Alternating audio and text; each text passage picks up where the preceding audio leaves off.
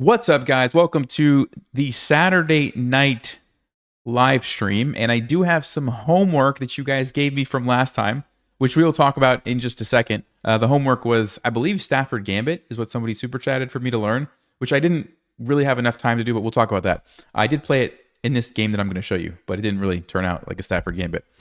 Okay, so before we get into that, let's actually go through the brilliant moves. I'll catch you up on what has happened from last time. So here we go.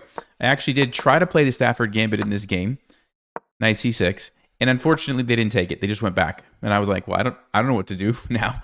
So I played d5, brought out my queen early, and we ended up in this position, and they played the move h3.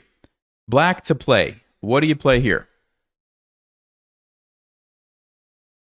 All right, you've seen this one many times before. I've said it before. I'll say it again. When they've castled and there's two pawns here, if you can sacrifice a piece, you should probably do it. Try to open up their king, and you get a nice attack. I think I ended up losing this game in the end. They defended very well, but we still had a really nice attack, and Stockfish actually thinks it's about equal, which is interesting. Okay, so that was the move there.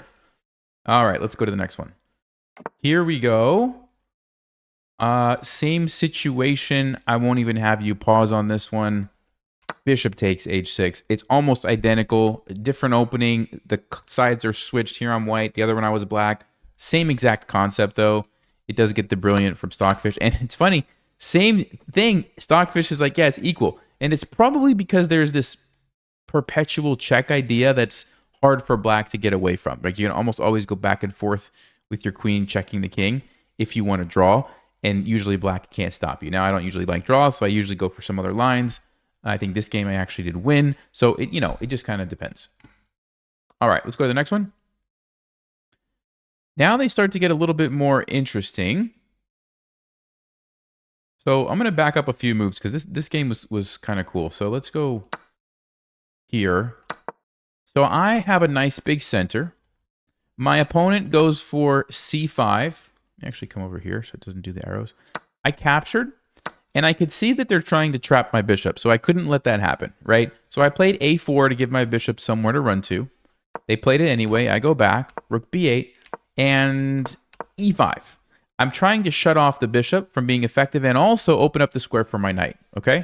They played b4. I jump in, knight d5, knight to d6. This knight's actually very annoying for black. It's hard to deal with because it's defended by the pawn, and as soon as they play rook d8, they give me a target here on f7, which I attacked. Okay, so now I have this pressure on f7, and they play bishop to f8. What's the move for white?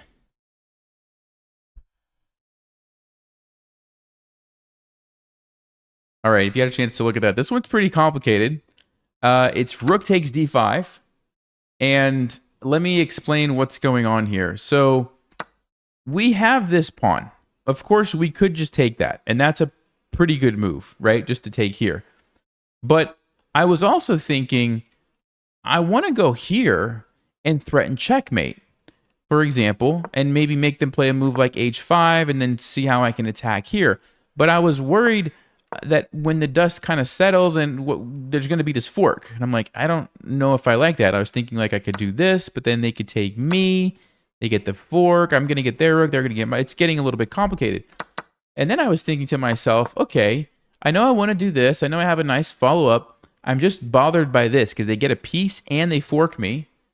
So I was like, oh, I'll just sacrifice the rook now, get rid of the knight, and then I don't have to worry about this, and I can still go forward with all those other nice moves that I was thinking about.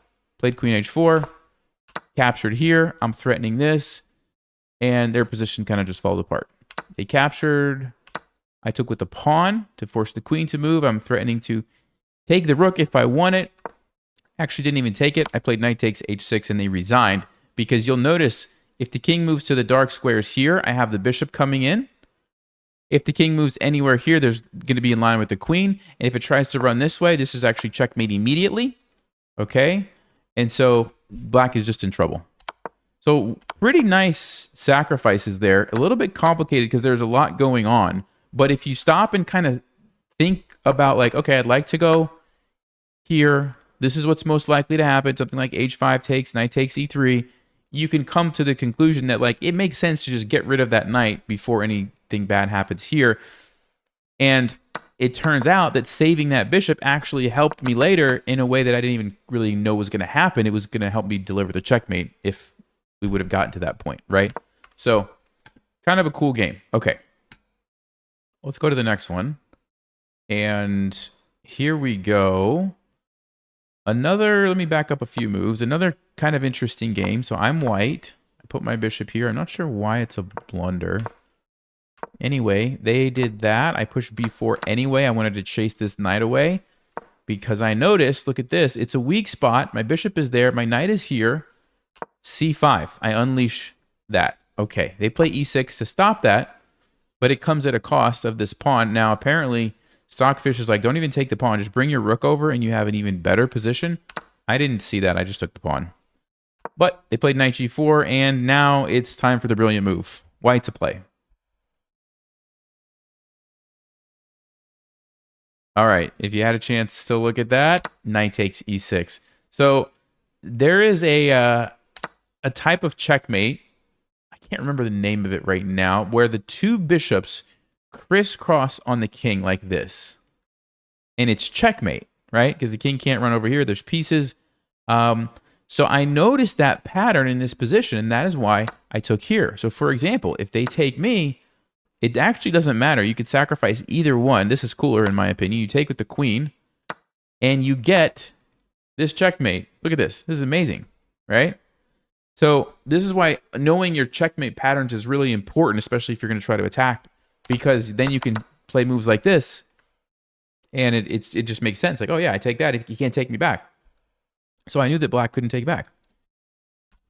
They did something else. The game went on. I think I ended up winning this. Yeah, I did. But that was the move. Okay. Let's go to the last one here. Yeah, this is another wild one. Let me back up a few moves here too. So how did this game even start? Yeah, it was one of my crazy gambits. I actually let him take all the way down to c7 this time. I was experimenting with this. They played knight f3. I played knight f6. Bishop f5. And what I'm doing is setting up all of my pieces to attack this weak spot. So, you know, a lot of times we think about the weak spot on the king side, right? Where the king defends. There's also a weak spot on the queen side where only the queen defends. And when you pair the bishop and the knight, that is still very dangerous because you're forking the king and the rook. And because I have my queen on c7, I have even more power there. So bishop g2, knight to b4. And white can't really castle. I mean, they could castle. But you're not solving this problem of you're still going to be losing your rook if you let me go there, right? So they decide to play knight a3. Now, normally knight a3 is a good way to deal with this because you have your queen and your knight defending, and the knight and the bishop can't do anything.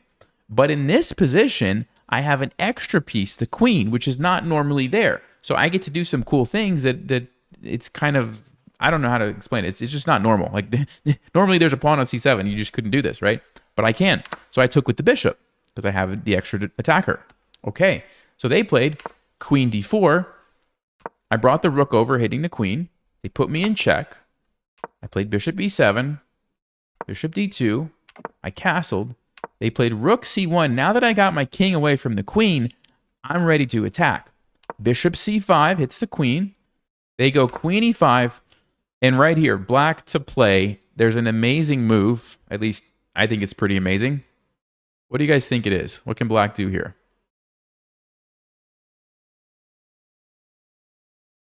What's up, Ryan? Hey, Waddy. Good to see you guys. All right. Someone says rook e8. Bishop f2.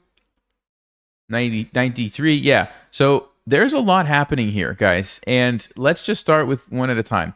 Bishop takes f2 actually looks really good, right? Because if they take you, you have a beautiful fork and you win the queen. That's great, except for the fact that they don't have to take you. They can play king f1. And if they do that, you don't really have much happening. You don't really want to trade queens because you're trying to attack. You have this pin here where you're going to be losing a piece if you're not careful. They also have a thread here. So there's a lot of stuff it's hanging in your position, right? That's the problem with bishop f2. Rook e8 you don't have time, right? Your queen is under attack. Like I said, there's other stuff that might be captured. So you don't have time for rook e8, unfortunately. So the move is, and somebody did say it, knight to d3 check. It's an incredible move. It's a triple fork. So they have to take your knight, or you're just going to take the queen, which they did. But now you have a pin. Now, the interesting thing about this, and what I did not understand in the game, is that this is not the best move. Which is like, wait a second. What, Nelson? You sack your knight there because you want to get a pin, right? At least that's why I sacked my knight. The reason Stockfish sacked the knight is because now it wants to do this, bishop sacrifice. Say, wait, what is going on? Well, of course, if they take, you still have knight g4 like we saw before. That doesn't change. But remember last time they played king f1? Now, do you guys see the difference? Bishop can capture, putting them in check. Guess what? Forcing them to take you, and you can go and get the fork. And wait, that's not the move. Never mind. I don't even know what I'm talking about. This is a losing move because your queen is now attacked. Yeah, you have to throw in the check first. It's coming back to me. It's coming back to me. I did look at this. So you throw in the check first, threatening this. The king can't move there, can't move there.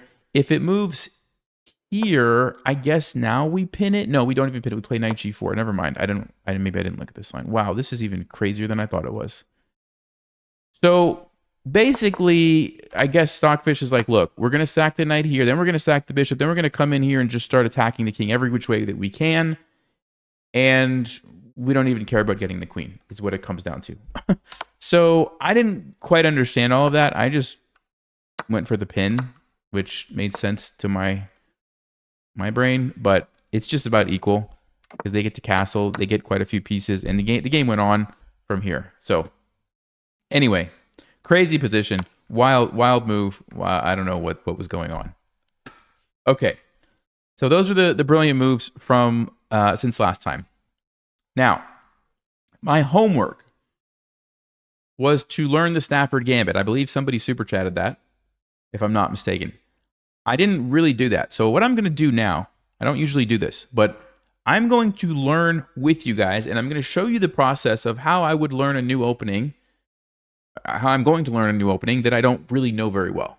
And if you guys have an opening that you're like, I've thought about playing whatever, I kind of wish I knew a little bit more, but I'm afraid to play it, I'm going to show you the process so you can do this on your own with any opening. Okay, you just do it by yourself with an opening explorer, and you can learn how to play an opening. So let me actually go ahead and do that right now. I'm going to switch over my screen here. I'm going to go to screen share. It's going to look a little different for a second. I'm going to click on this. Now, I like Lichess when I'm doing this particular type of studying because of this explorer over here. Okay, so you guys see where my cursor is moving around. The reason I like it is because you don't have to just look at the Masters database. You can switch it to the Lichess database. What's the difference? Masters database is obviously master players above 2,200 who are playing these moves.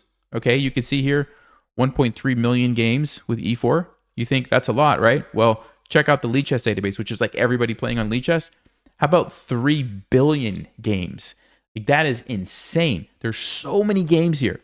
Now, here is why you might want to do this. And by the way, actually, this little settings gear, okay, if you click it, check this out.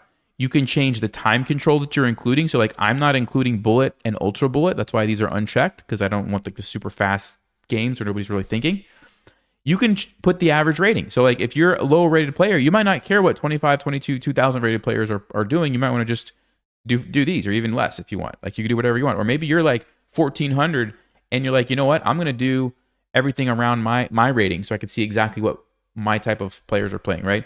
So I'm going to leave off 400 and I'll just do everything else for now. But you can tweak it however you like, which is kind of cool. Okay. So let's all set there. So yeah, I took off a few of the 400 rated games. So now we're down to 2.8 billion. But still, it's tons and tons of games. Okay. So step number one, you need to know the first couple of opening moves of the opening that you're going to learn. You can Google the opening or whatever, and it'll pop up like the opening move. So I already know that the Stafford Gambit is E4, E5, knight F3 attacks my pawn. I ignore it and counterattack. And when they take me, I play knight C6. Knight C6. Attacking the knight. And now is where I would start looking over here. Okay, now you will notice I also have Stockfish up there. It's sometimes I'll check Stockfish just to kind of see. Sometimes just because the opening explorer shows one thing doesn't mean that that's the best move. Sometimes people just miss it, and Stockfish will show you exactly what's going on. The first thing that you need to understand is the percentage of games. Okay, you guys see that there? It's a little bit small, but can I actually zoom in on... Yeah, there we go. Is that better to see just for a second? So 83% of the games featured knight takes c6. Okay? So most of the games in this position, that's what's happening. The reason you want to look here is because sometimes it's kind of evenly spread out, or maybe like 30%, 30%, 30%. And so you may have like 3 moves that are just all played kind of at the same. In this case, no, it's very clear. 8.3 out of 10 times, this is what's being played, right? That's helpful to know. I'm going to reset this now just so it's easier for me. Okay. So we're looking there. I can see that they're going to take 99% of the games we take back with this pawn. And so that tells me there's no reason to even really consider taking back here. The only exception would be if I look and I see Stockfish says, oh, no, this is really great move. But in this case, it doesn't. So I'm going to stick with the main line here. Recapture this way. Now, the other thing you want to pay attention to are these percentages. So the white percentage is how many times white wins. So 46% of the time white wins, 51% of the time black wins, and then obviously whatever is left over is how many times it's a draw. And so if you ever see a line where it's a really big percentage, you might want to consider that because maybe there's a trap, maybe there's like a really common mistake that people fall into, like something is going on there, right? So even here I can kind of already see on knight c3, 55% is a very high percentage for black, right? So I would kind of want to see, okay, what's going on? So let's actually do that together. So they play knight c3. Why is this so good for us? Bishop c5 is the move. And then, wow, look at this. The most common move here, bishop c4, is Stafford Gambit, yes. Bishop c4 has a really bad win rate. You guys see that? 67% of the time black is winning. So when I see that, my question needs to be why? Why is that such a bad move? And how do I take advantage of this? Now, I'm going to go out on a limb, and I'm just going to say it's probably that I can capture here. I'm getting notifications on lead chess because I don't have them disabled. Okay, I'm going to go ahead and say it's probably because we can sack and go here, but let's see if I'm right. So bishop c4, I am not right. That's an okay move. Okay, so 58% win rate with bishop takes f2. But I was wrong. The best move is actually knight g4 with a 75% win rate. That is insane. So, and look at this. Stockfish up here on top, knight g4 agrees with this assessment. Okay? So, knight g4, why is this the best scenario? Well, d4 we can just take, obviously. I think they're probably just going to castle. Yep, that's what everybody does. Okay. And queen h4, look at that. Stockfish says it's winning. This database says it's winning. Queen h4, they're in trouble. Everybody plays h3. What do we do? Looks like we're going to sack here. We're going to take here. Both moves are really good. Most people have better success with the knight. And yeah, I can see that this is really good. Queen's under attack. After the queen moves, I can move my knight wherever I want, just start taking stuff. This is amazing. Okay, so what have I learned? After the move knight c3, I'm going to go bishop c5. And if they play bishop c4, very common move, I'm going to be winning after knight g4. That's what you have to remember. That's what I just learned. Now, if I switch to the Masters database, well, first of all, it's hardly ever played, so that doesn't really help us too much. But you can see the Masters are not playing that move. They're playing bishop e2 to stop knight g4, which is a much better move. Now, that being said, Stockfish says queen d4 is still kind of interesting. You hit this, I guess they're going to castle, and then you take your pawn back, and okay, it's about equal. But all right, for now, I'm going to keep it on the lead chess database. And let's keep going. So d3 is the main move. We looked at knight c3, bishop c4. Now let me look at d3 for a minute. And I just want to, for right now, I just want to get the main line in my mind. You're not trying to memorize every single variation under the sun. Like, get the main line so you can start playing it. And then as you play it and you encounter different variations, you would go back and do this again with the particular variation that you face. Okay? So for example, bishop c5 is the main move. What do most people play? Pretty high percentage bishop e2. Okay. What am I supposed to play? Looks like h5 is the move. Also, knight g4 is interesting. I'm noticing, so I was looking here and I see everybody plays h5, but I'm also seeing Stockfish says I can play knight g4. Now, knight g4 kind of caught my eye because knight g4 is like, okay, I like that. I'm attacking here. But then I'm like, wait a second, I'm just losing a piece, right? The fact that Stockfish says I can play it is really interesting. So let's see what's going on here. Bishop takes g4. Queen h4 is the move. So you're hitting this and threatening checkmate. That's why you can play it. Most people play g3. And then we take. So if I like this end game, that would be a line that I could play. Now, if I don't like the end game, I'm not going to trade queens, and I'm going to probably choose the other move, which is h5. And I think that looks more like my style. Keep some pieces on the board. We go with h5. So what do most people play here? c3. Okay, what's the move for me? Looks like knight g4 is most common. Yeah, let's go with that. Let's keep going here. Ooh, okay, so there's, you see this huge 74% win rate for black if white castles? I can see why. If you didn't understand why, you would want to make sure you click on that, right? Queen h4 is going to be the move. Is it queen h4? Queen d6 is actually really good according to Stockfish too, even better. But yeah, queen h4 is definitely the move. So, you know, you come in here, it's the same thing that we saw before. There's just all these threats, and they have to basically take you. You take back. This just looks incredible for us. Okay, I could see why that's really good. Gifted me Lichess wings. Thank you. I don't know what Lichess wings are, but I appreciate it. Chess Raptor, thanks a lot. Okay, so let's see, h5, c3, knight g4, d4 most common move. And look at this, guys. The most common move is bishop b6. But the next one on the list, queen h4, has a better win rate for black. So you generally are going to want to pick the ones that have better win rates, not necessarily the ones that are most common. So I like queen h4 here. Threaten checkmate. Don't even worry about the bishop. And if they play the move g3, we go back to f6. Keep threatening checkmate. I like this. Most people will play f3. Ooh, h4. Look at this. Ignoring the bishop over here. And if they take it, we're actually winning. Wow. If they take that, black is doing very well. I'm just following these lines, looking at these win percentages, guys, is what I'm doing. Wow, this is fascinating. Okay, so I need to remember this idea. So now that I've seen that, what I like to do is kind of just go back to the beginning and just kind of refresh my memory. So basically, the bishop's going on c5. And even if they try to stop us, we're going to be playing h5, jumping our knight in any way with the queen h4 ideas. And then we can drop back and still push the pawn and sack a piece, and it just gets all wild and crazy. So that is enough, I think, for me to like say, okay, I think I can start playing it. I have some ideas in my mind. I've looked at the main lines. And then if I run into something that I'm like, what am I supposed to do here? I'll come back and do this later, right? So that's the process. I don't want to take too long because I want to get into actually playing some games. But that's basically how you can do this with any opening, by the way. And it's really helpful. So okay.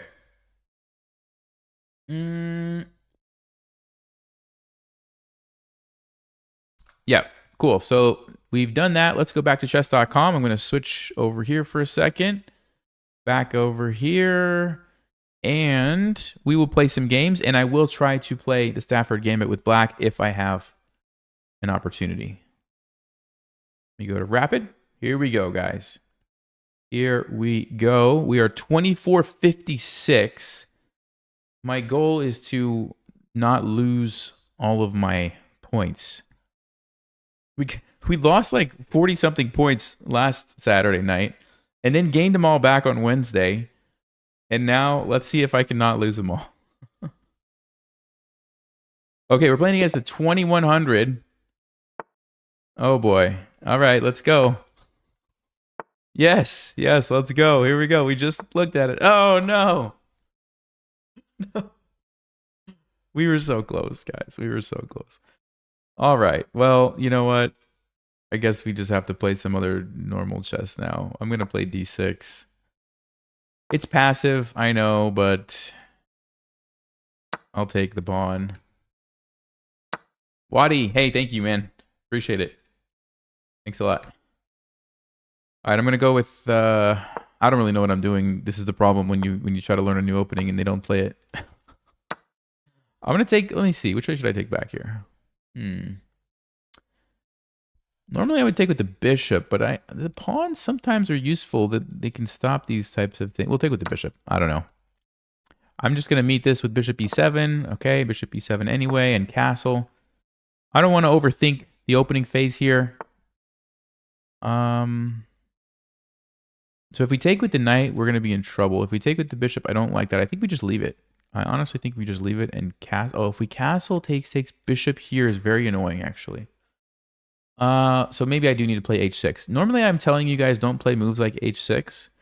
But in this case, we might just have to do it. Because, yeah, if we let bishop g5 happen, I think... Hold on. Yeah, I don't think we can get away with that. It's not going to be a fun position. Actually, queen g6. Okay, hold on. Maybe it's not as bad as I thought. So castle takes bishop g5. Queen takes e4 takes. We take back. They're going to take... We could play queen g6. It's actually not as bad as I thought it was. Okay, I'm going to change my mind. I'm going to actually change my mind. I'm going to castle. Looks okay. Bishop g5, I'm going to take the pawn. Now, I didn't even consider taking with the bishop. Taking with the bishop takes. Yeah, then we get pinned. That's no fun. We're going to do it this way. I think this is okay for us, actually. It's a little scary opening up the king, but what I'm noticing is this bishop is going to be really nice with the queen sitting on g6, and I'm happy to play this endgame. Bishop against the knight. So if they take me, I'll take back. General principle is to take towards the center. The only reason I'm even pausing here is because it does unleash the rook on the knight, but I think we should still follow the principle in this case and take towards the center. Okay, and we do not want to give up our bishop for that knight at this moment, I don't believe, so I'm going to just drop it back. I like to put the bishops like this, where it just stops the knight from any shenanigans. And, okay, well, I was expecting them to play rook e1. I'm going to go ahead and get the file. They're probably going to do it now as well. And I think we just start running with our king. At least king g7 for now. And then, yeah, king f6 probably is a pretty safe square too. The knight is going to be... It's going to take 3 moves for the knight to put us in check. So I like that. And then it's just very ready to go. If rooks end up getting traded, which is highly likely, I want my king to be able to come into the game quickly. Now, the question is, do I want to trade all the rooks? I think to have winning chances, I should. Let's go ahead and do it.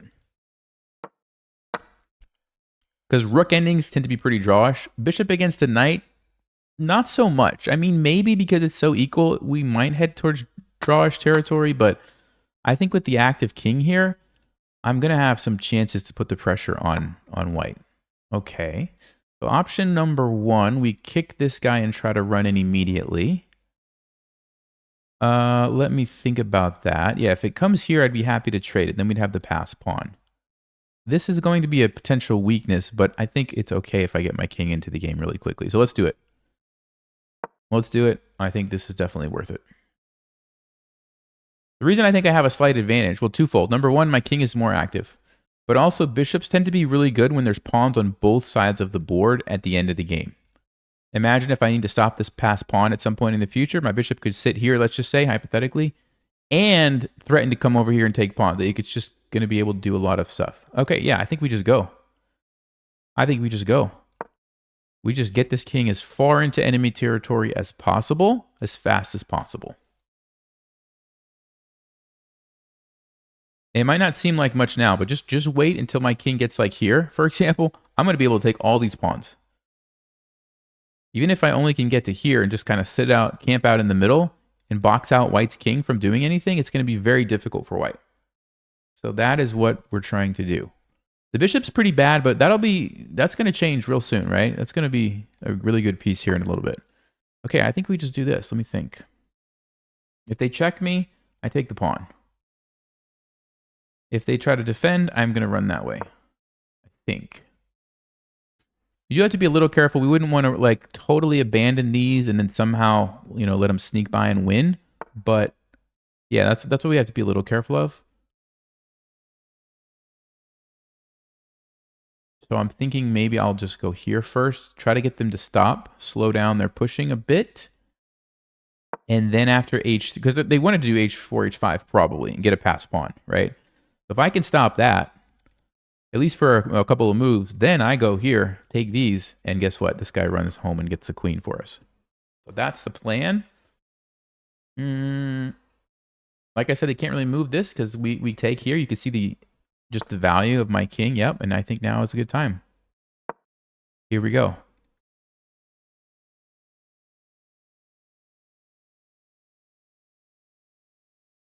They play F5. I think... Yeah, F5 is actually maybe a good move for them because here's the thing. If they play F5 and I take and they push by, I do have to be very careful because then this H-pawn can just run. So I'm pretty sure if they go here, I'm just going to leave it. I'm going to let them take me. And I'd be happy to recapture. If they push here and bring their knight here... Let's think about this, and we defend H5. Yeah, I'm going to have to be a little careful, so I'm going to actually spend some time on this next move. Because if I commit to this plan and it turns out that they can get a pass pawn, I might be in trouble. So we got to really think through this carefully.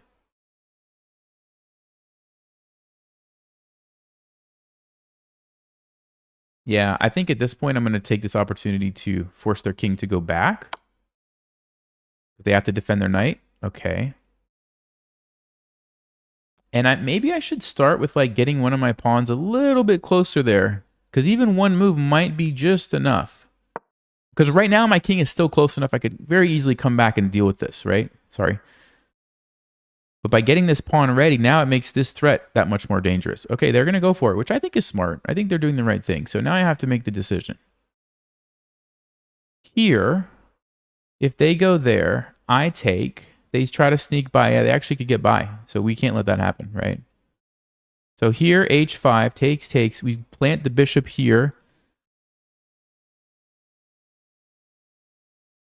Alternatively, I run with the king. Takes, and then run with the king again.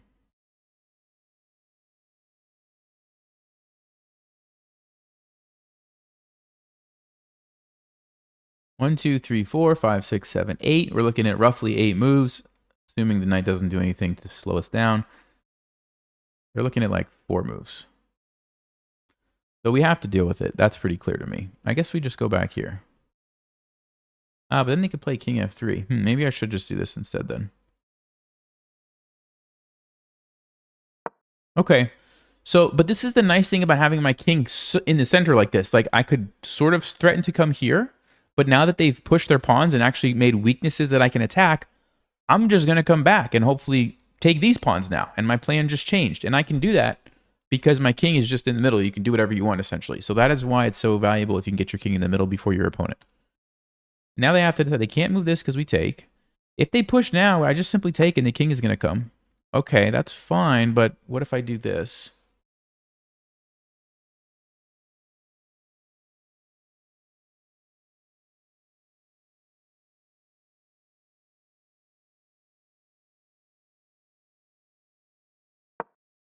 I'm thinking we do maybe this. Because we kind of have the pawns locked on the light squares. If they ever try to push, we're just taking. So bishop would be very good at just mopping those pawns up.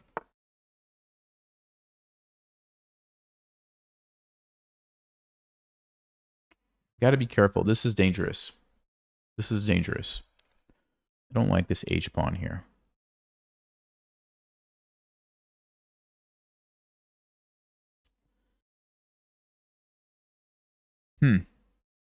Yeah, it's not as simple as I thought it was going to be honest with you guys. It's very tricky, actually.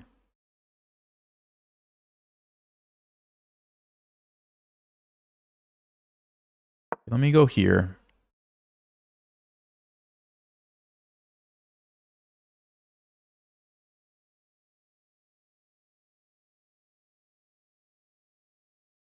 Trying to leave this square open for my bishop, right? Because if I can get that there and go take the pawns, that's good. And also, if I need it to... Oh, he wants to trade. What?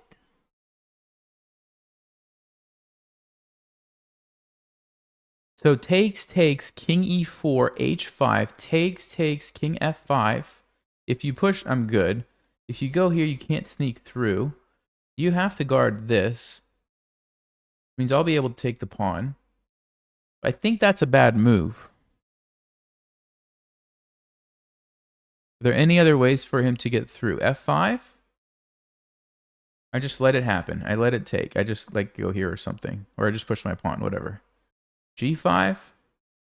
With the king. If you trade H5, it's still the same thing. I take that. My pawn's going to be defended, so you can never take it. I think this is a win for us, guys. It has to do with the D pawn. The D pawn is going to be sitting on D4, forcing his king to stay there. Meanwhile, my king is going to be free to take everything. Unless I've miscalculated something, we should be winning. So we'll take that. And then I think we just go here.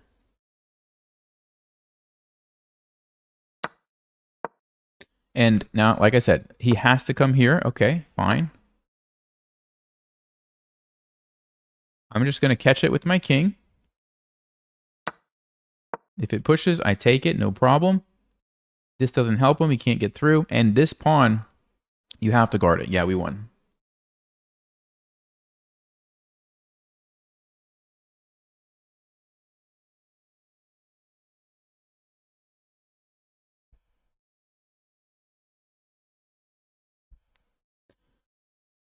White's best chance would have been just moving the knight back and forth until I had to make a decision to either come over here. That would have been the moment for them to push. Or if I didn't, to just kind of keep hanging out with the knight, but not actually give me the opportunity to trade it off. Because now it's just a lost endgame.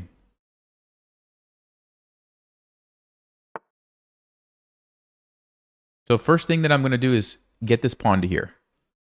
I want it to be defended, because if I let, for example, if I like try to do this right now and he comes here and takes me, that's a whole different story, right, guys? What I need is this pawn to be very well defended so that his king can't do anything. And then at the right moment, I'll take this guy, even if I have to come back this way, that's fine. And his king's just gonna have to sit there. Now, the only last thing I should probably calculate is if he tries to sacrifice a pawn, does that save his position? I think the answer is no. So for example, check here, here. Let's say A3 here, B4. What happens? If I take, he takes. I play A4, he takes. Oh, he does catch me. Actually, I have to be careful with that one. So maybe I leave him like this. Maybe I leave it like that. I'm going to leave it for now. I can still push it forward if I need to. I'm just thinking through this plan. Because sometimes that's what they can do. They can sacrifice a pawn.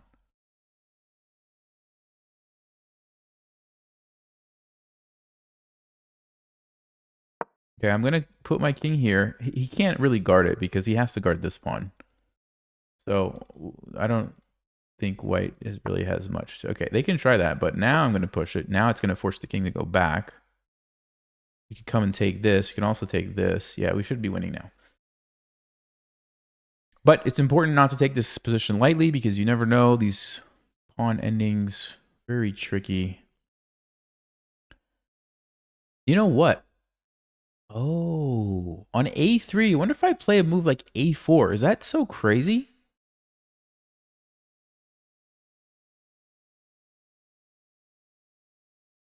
Well, I guess it doesn't matter. If he plays before now, we could just take, and push, actually. Only when his king was here was that going to be a problem for us. Now it's not a problem. Okay. Yeah, so he's got to do this. Definitely only 3 moves for white. Meanwhile, 1, 2, 3 for me. Now I'm threatening this. Yeah. Even if he sacks a pawn here and gets this one, he's going to have to worry about this one. Okay.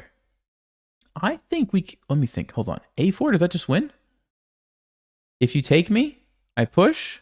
You push, I push, you push. No, I actually don't want to do that. All right, we're going to come here. I don't want to do that.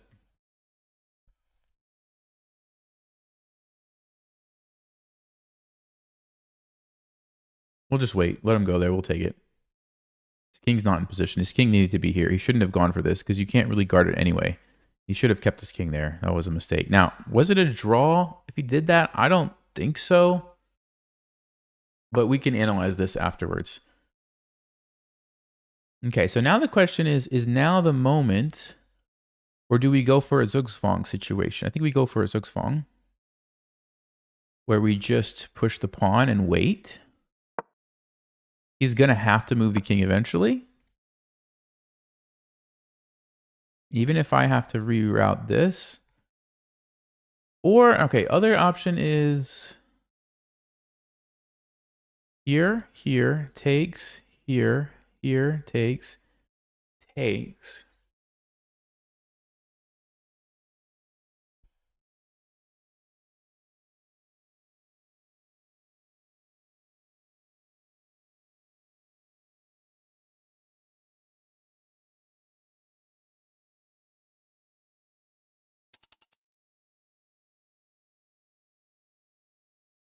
Okay, I think I can just do this. I don't think I need to overthink it.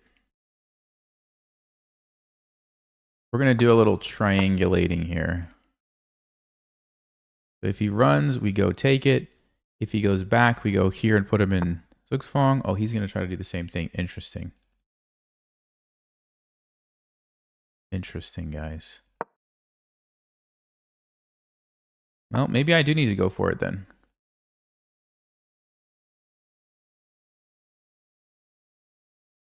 I don't want to do that line. I think we should do this one. This is probably better.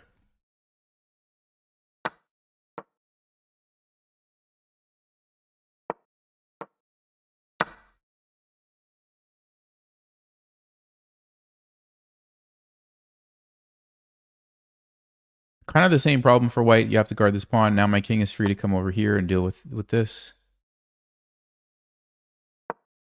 Go here.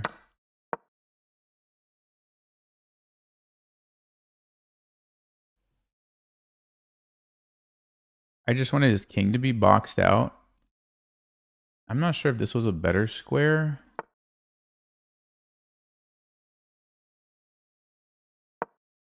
Let's just not let him be able to push by.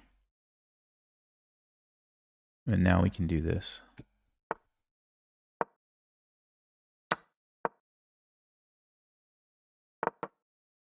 Okay.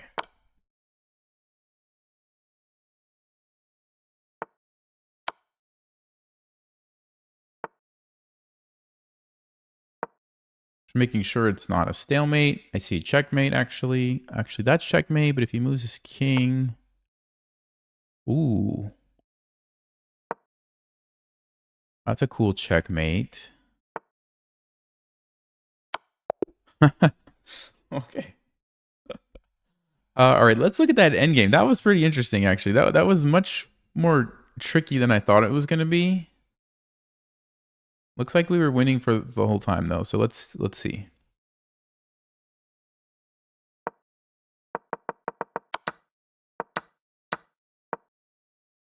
Yeah, see, he should make a beeline with his king to the center.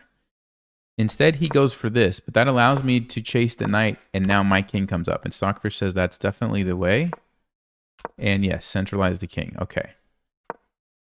Bishop d7 was the best move. So Stockfish would have played f5 to kind of clarify the situation here. If you take, I now take back with the bishop, and if you push, now it wants to start doing things over here. Because this is a pretty good setup. If this ever happens, you just take it. I guess. Okay, anyway, let's go to the endgame, though, that I wanted to see. So, definitely winning for me. Ooh. Wait, what? Oh my, hold on. I can't. So it was slight advantage for me. This was a huge mistake. And then this was losing. Oh my. So all he has to do is ignore the knight and push the pawn? Are you kidding me? How does this work, guys? Takes. In my mind, I'm thinking here. Whoa. There's one move for white in this position to win the game. One move. And only one move. What is it?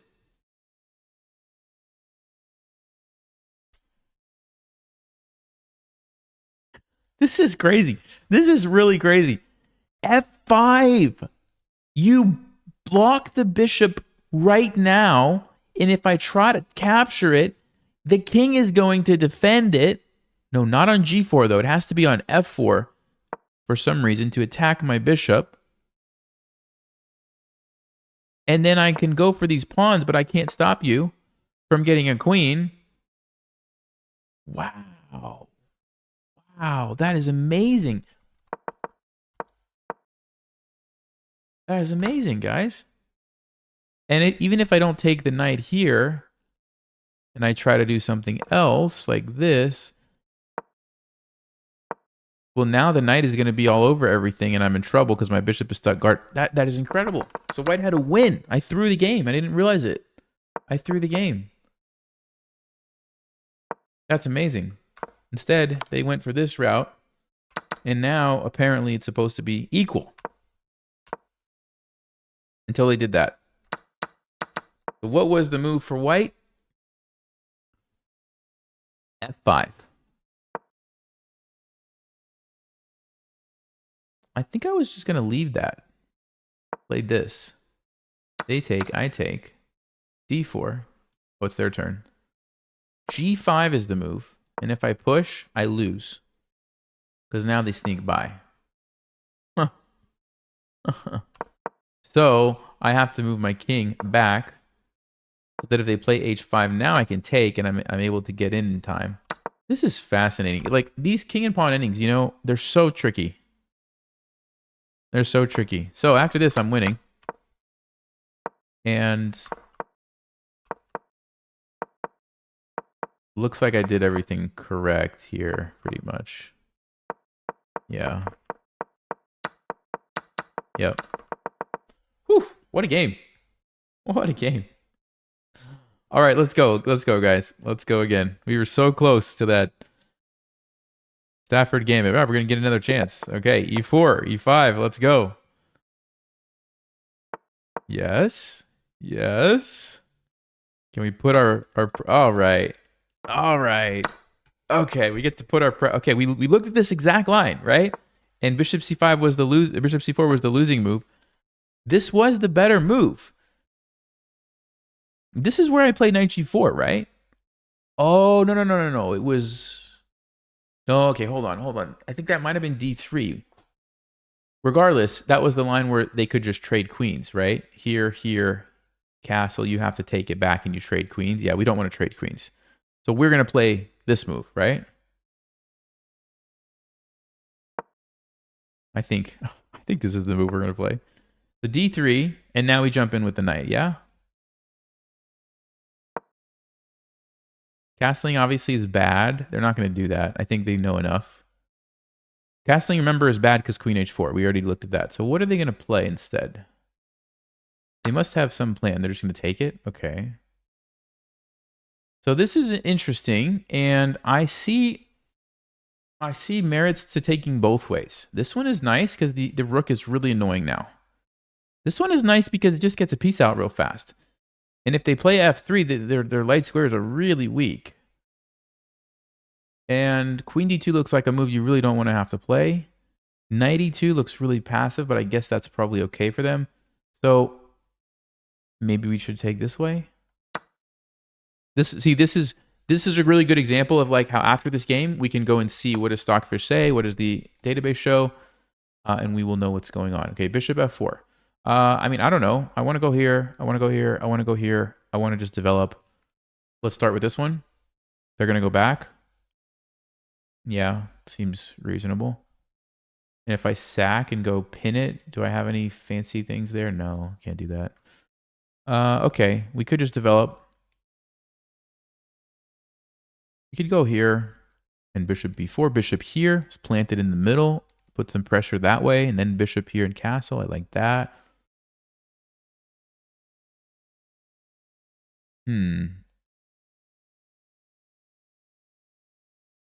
Yeah, let's try that one. Put the queen here. I'm thinking of going here next. Followed by bishop e6 and castling. Let's go bishop e6 first. I want to make sure he can't take this pawn when this is defended by the queen. So I'm going to go here first and then castle. Yeah, queen d2. Now I think I'll castle, just so this is defended. Oh, is there queen f4? Is that a move? That might be a move, guys. Ooh.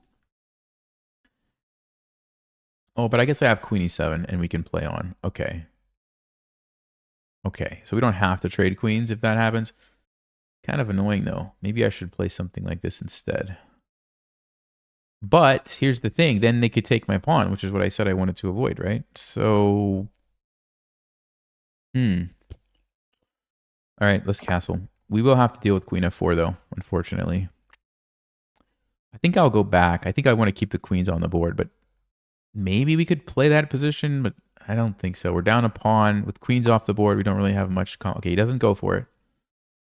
But now I think I will jump in here. This is annoying.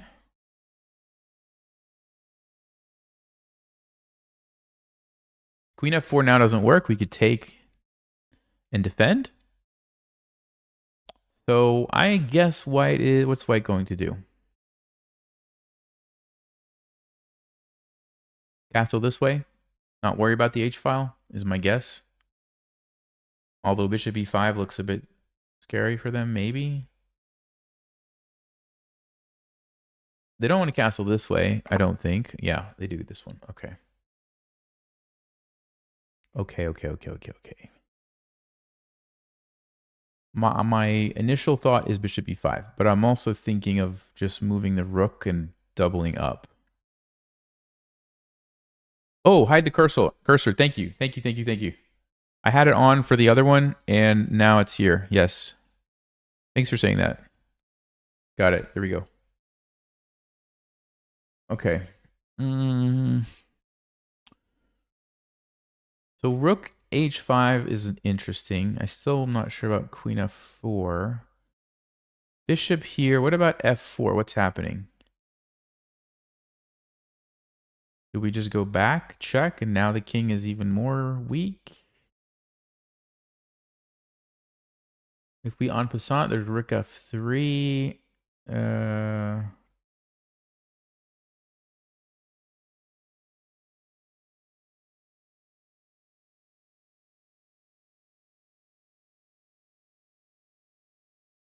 Yeah, I'm going to go here. I'm going to go because that bishop is kind of the only thing holding this together on the h-file. So if we trade these pieces, all of a sudden the h-file is very weak if I can get a rook or a queen lined up there, right? So I think this is a good trade in this case. He does go for f4. Okay, so I'm thinking we just go back, check. It's a little bit annoying with the pawns, but I'm willing to work with that. Problem with en passant is the rook comes here, and I don't like that position for me. I'm going to go with the check. Can I even sack? No. Oh, he doesn't give me the chance. He goes here. Oh. But still, I repeat my question. Can I even sack? If you take me and I take check, queen... Oh. No way. Oh, no way. Okay, hold on. There's a really cool line here, guys. If we take, they take check. Queen f2 would be the logical move. g3, give up the queen. Rook comes over... You have no way to stop the checkmate. That is insane. That is insane. All right, we got to look at some other options, though. There's more things that they could do. So if they just take it, the rook comes over, check. King has to go back. Queen comes here. It's pinned, so you can't take my queen. If you do this, again, g3, and you lose. Rook takes h2 is looking like it's a real possibility, my friends. If the king can't take and the bishop can't take here, we win. As far as I can tell. So the king one, let's check it one more time. Check. Here, this is mate. Here, here.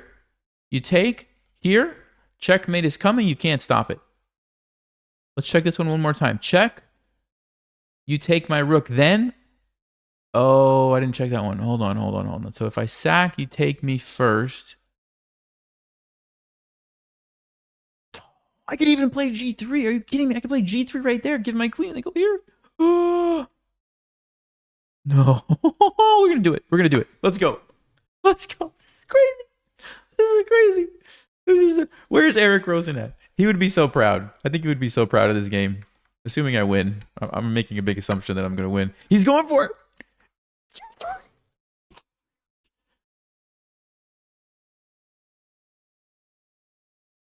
I want to play g3. If you take my queen, I go here and I win. You cannot get away from that. So if I play g3... Oh, there's another way to do it too. Actually, then he might run. No, I think we have to play g3 right here. This one, I'm concerned. Check here. I think you get away. I think we got to go g3 right now. Bishop f2, rook here, takes, check, and mate. This is incredible. This is incredible. Am I crazy? I'm not missing something, right, guys? Knight, the queen. Oh, yes. Let's go. Let's go. Let's go.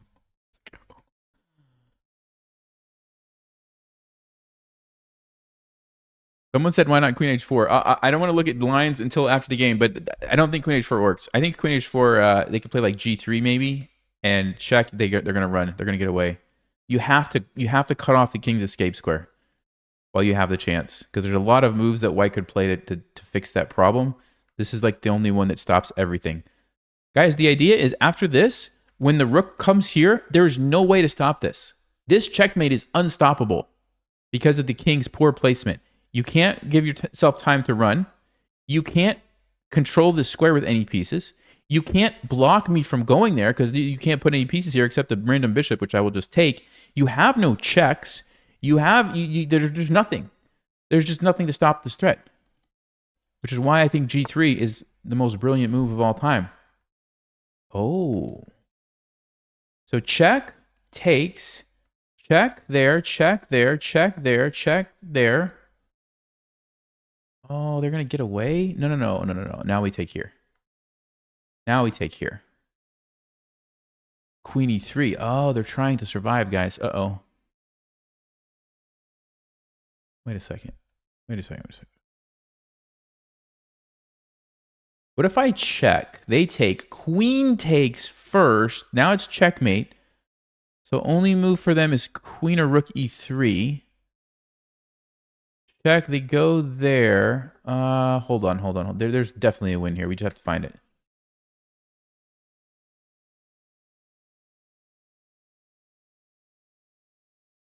What if I take, then bring the rook? They have to move their king. Then we go check. They have to come up.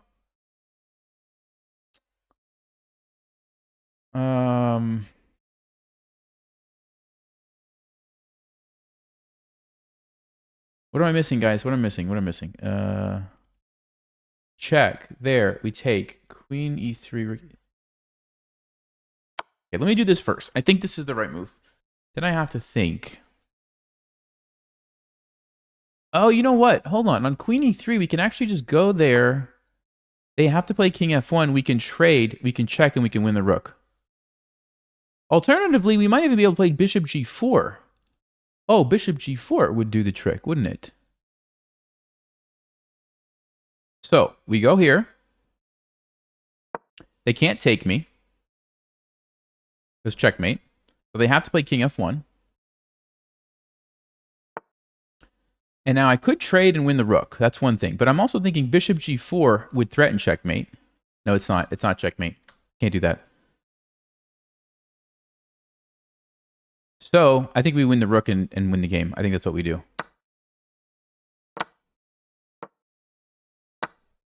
Should be good enough, as long as I don't get flagged. Should be good enough. Still have a minute. That should be plenty of time. Up a rook. I just need to find a way to simplify the position. I'm going to come back here with my other rook. This is going to be amazing. Let's actually trap the king some more. We've been hunting it for so long. Why stop now? Why stop now? I'm going to come down here.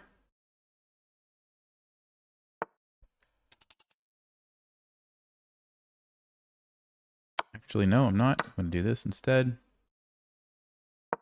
Attack the pawn.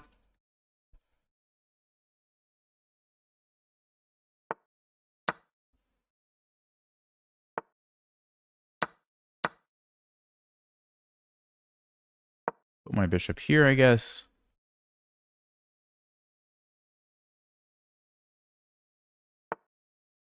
Let's defend it.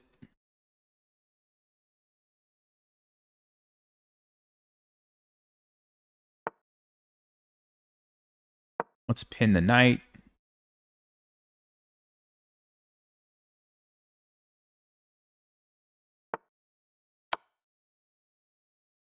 There we go. There we go.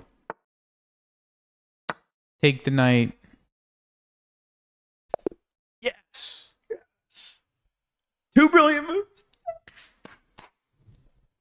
Oh my goodness. Whew. Okay. Okay. Let's go check those crazy moves. Let's go check those crazy moves. Oh man. Two brilliant moves. Yes. Yes.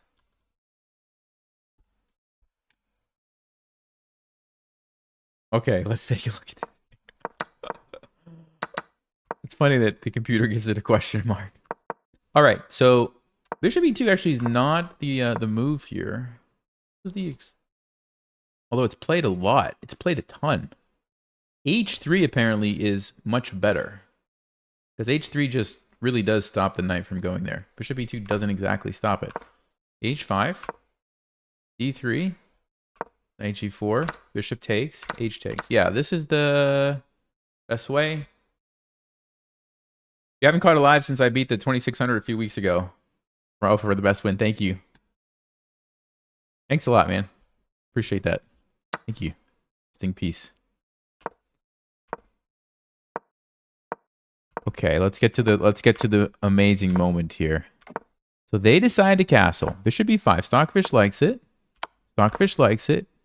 Oh, yes. Only move to keep the big advantage. Rook takes h2. Yes. Oh, queen h4 is... So what happens on g3? Oh, g3, you just take it. There is no g3. I didn't see that. So whoever said queen h4 was right. I didn't see that. So this way, this is checkmate. g3 doesn't work. You just take it. Checkmate. Well, after they block, it's checkmate. And then they have no way to stop it. Yeah. So queen h4 was actually the quick and easy way. But g3 is pretty cool. g3 is pretty cool. If they take me, this is a forced checkmate. This is one of those really cool. It's like a mating net where the king is just totally trapped. Even though you have a queen and I don't have a queen and you have all these pieces, you can't do anything about this here. This is amazing. So g3, they try to make an escape square for the king to run. Not the best move. It's a good move. Best move was queen h6. So what's the idea if they try to run now? You take here with the rook. Oh, you leave that for a moment so they can't run immediately or they lose their queen. And if they play some other random move like... I don't know. Well, there's not a lot of moves they can play. Wow. Okay, let's say they play something like this. What's the threat? Bishop g4 is trapping them.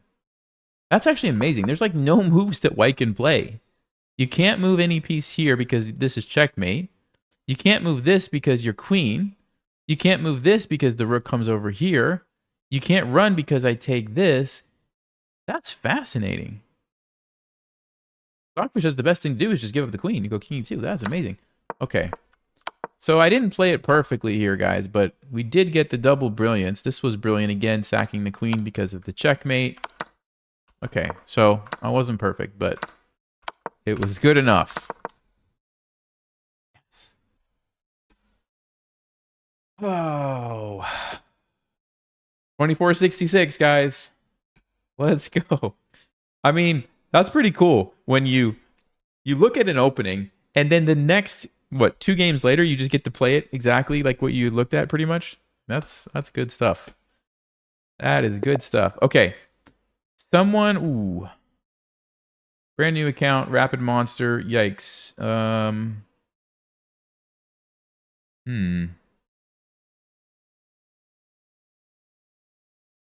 trying to be a little bit more cautious with the rating is so high. Sometimes playing these guys is not a wise. Let's try again.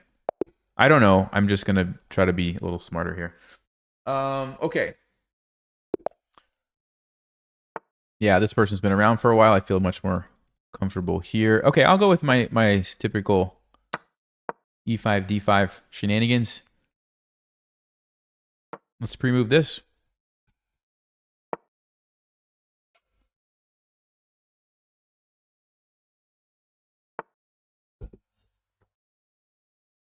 Okay, I think what we want to do is F6. We're happy if they take us. If they don't take us, we'll try to put the pressure on this pawn by pinning the knight. Okay, and now I'm really happy because when we castle, we get to use the rook file here on the F file. Okay, bishop e2. Let's go with this. Just going for quick development. Gets my queen off the back too if they take me.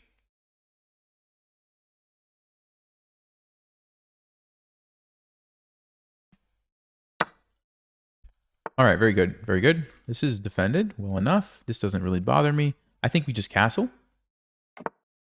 And there we go. Now we get to attack here. They're probably going to castle. Yep. Perfect. I'm going to tuck my king, get away from any potential checks in the future. And then it's a question of, do we just bring the rook over? That's probably what I'm leaning towards.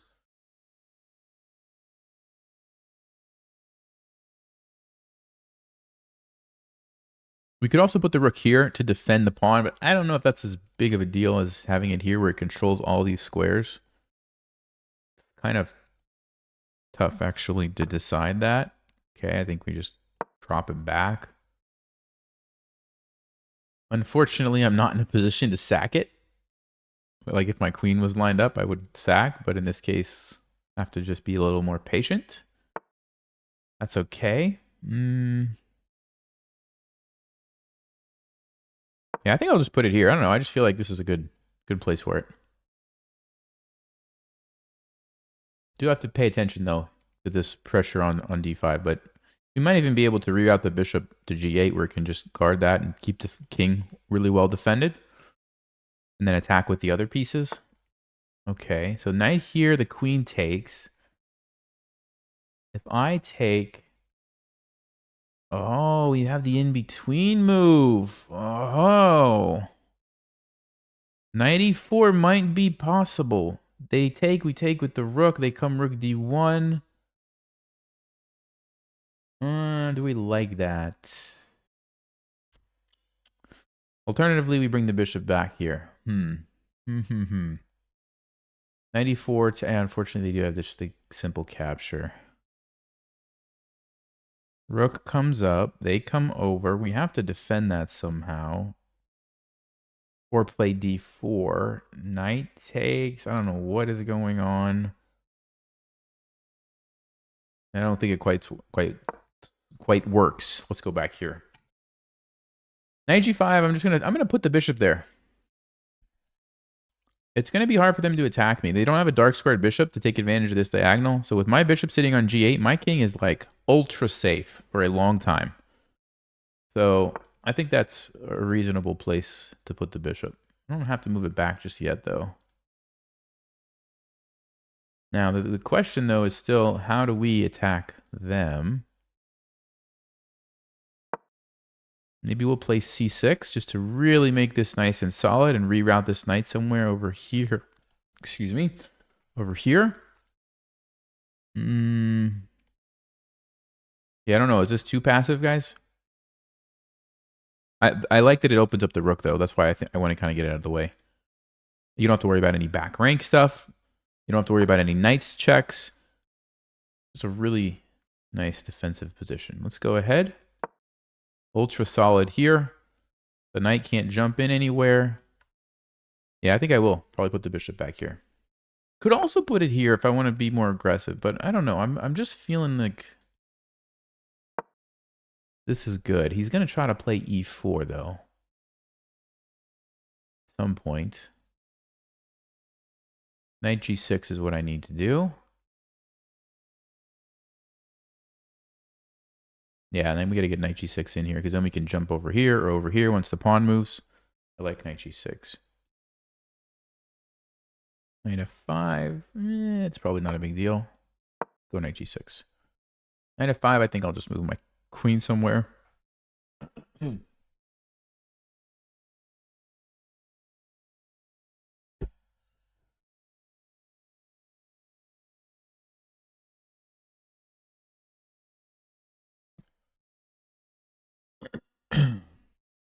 $10 if I sack my queen for no reason.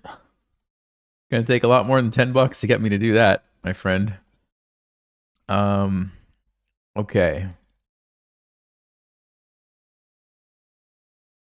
He does go for it. I'm thinking right here looks pretty solid. This is also... Nice thing about this one is it leaves this open for my knight. This one, I think this one just looks better, though. G4 would be very risky from white. I mean, yeah, you could do it, but... Okay, they did. I didn't think so. I didn't think so.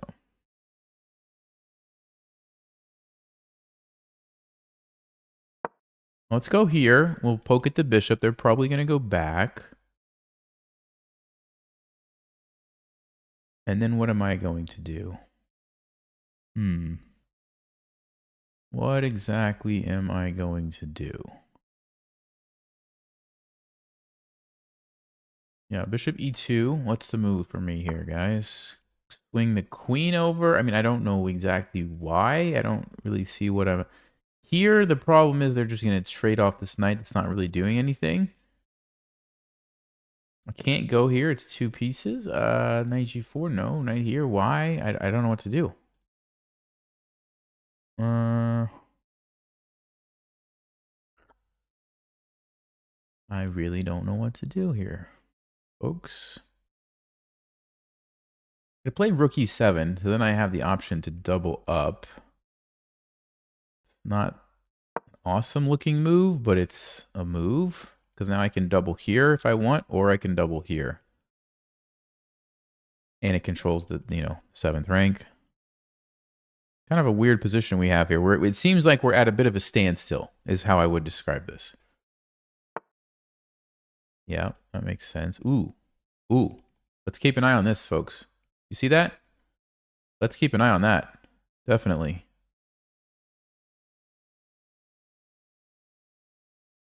Like, even like this, sack the queen to be able to go there is almost a viable option. Not quite, but almost. Okay, well, now I can go knight h5 and maybe trade these knights. Let me see. f4, though. I guess we'd have to sack.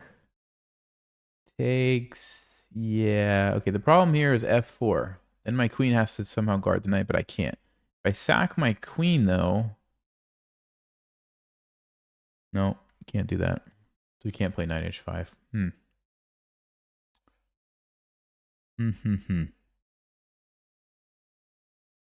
So what can I play? What exactly can I play here, guys? I don't know.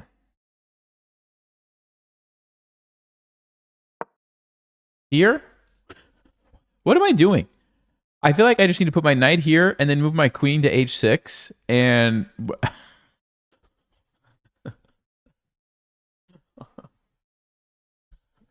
I don't usually play this defensive, but just seems like the right thing to do at the moment. He wants to trade queens.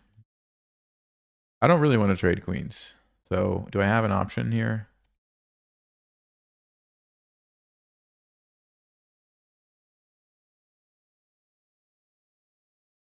Now if you play f4, I can go put my queen here. Actually, no, I just take the knight, so you can't play f4. Yeah, should be fine. So I'm getting ready to try to move this knight and unleash the rooks on the weak f2 pawn. If you move the f2 pawn, forget it. You lose your knight. So,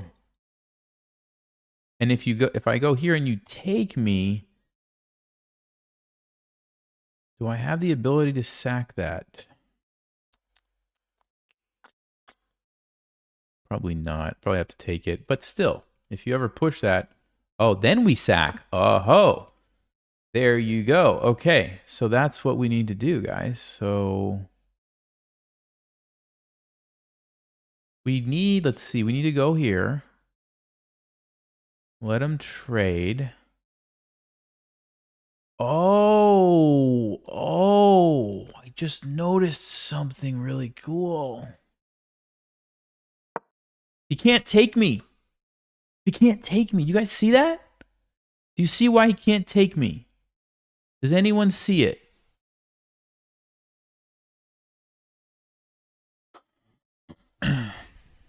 That's correct. If he takes me, this pawn is pinned and that fork that I talked about is there.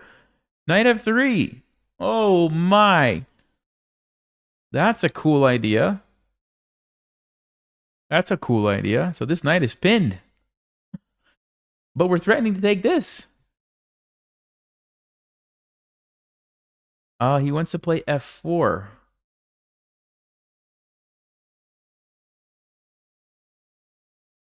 He wants to play f4. Oh, but takes.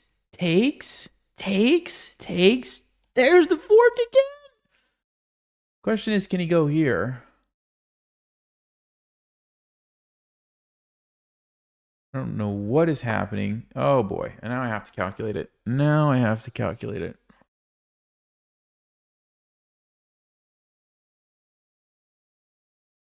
So if you can't, okay, hold on. I lose a queen. I have 2 pieces. I lose a rook. I have 3 pieces. I get a queen. He's going to get a rook. What is happening, guys? This is like insanity. Okay. Takes. Lose my queen. Come down with the check. If he runs, at that point I have 2 pieces for the queen. And then what happens? I have 2 pieces for the queen. Not enough, right? So I can't do it. But I want to do it. Oh, man.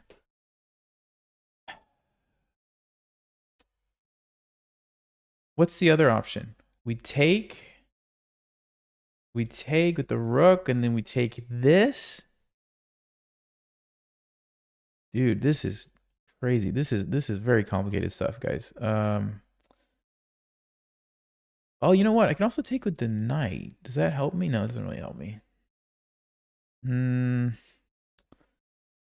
Let me just check one more time. So with that point, we lost a knight for 2 pawns. But we have a really nice looking position. If he decides to take my rook, now we've lost an exchange and the piece for 2. We're down a rook. We have 1 threat, maybe 2 threats. I don't know. I'm running out of time. I got to make a decision. One more time. Takes. Am I really sure this doesn't work? Check. King goes there. I have 2 pieces. I could take this. Hit the queen. He takes me back. I could trade. Yeah, it's 2 pieces. Man, guys, I wanted to do that so bad. I don't think we can do it. I don't think we can get away with it, unfortunately.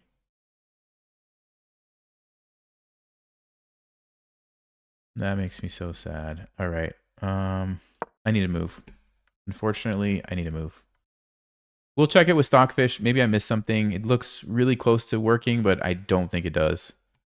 I don't want to use all my time, so very complicated position. Probably going to bring his knight in. Put his king on h2. Yeah, I'm not liking my position like this too much. We do have a little...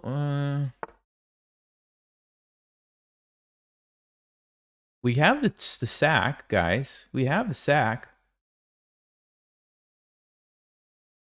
Bada bing, bada boom. Dun dun dun. Takes, da da da. Check. There. Doesn't work. How is it that nothing works? How is that possible? Nothing works. Unless I want to just trade a bunch of stuff, which I don't.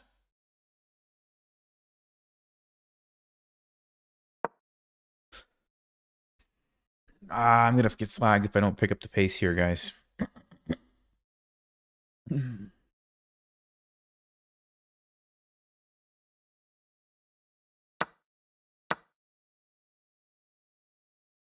Uh-oh. Uh-oh. Did I miss this? G4. Uh-oh.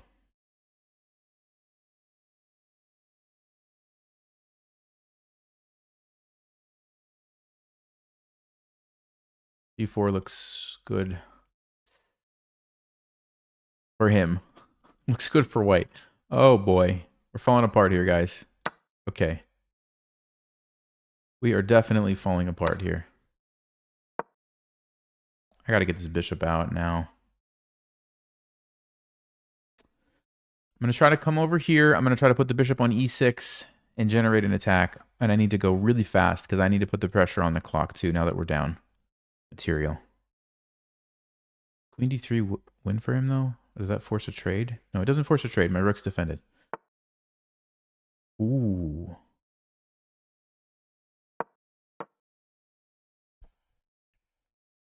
Had to defend the checkmate.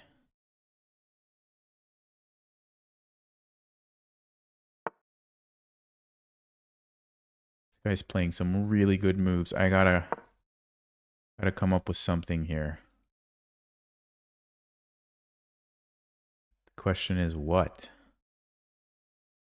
If he was a little lower, I would say I could trade queens and just try to flag him, but I'm down on time still.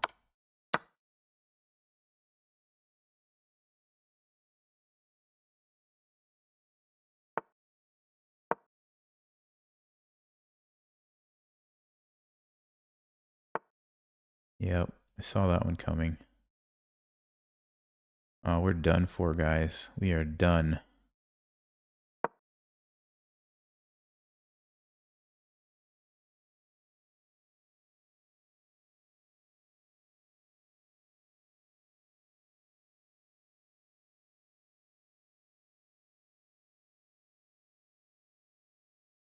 I have to try to get tricky. Hope for a mistake.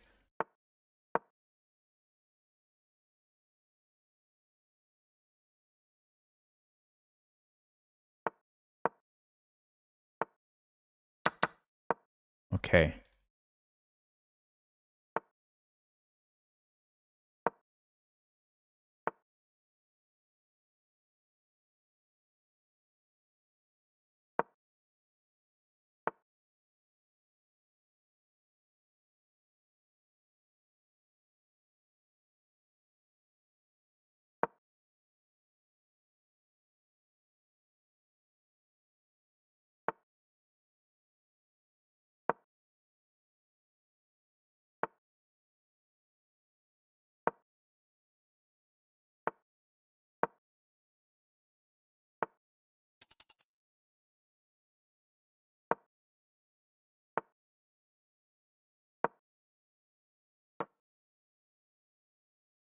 Okay, we got to try to flag him. That's the game plan here, folks.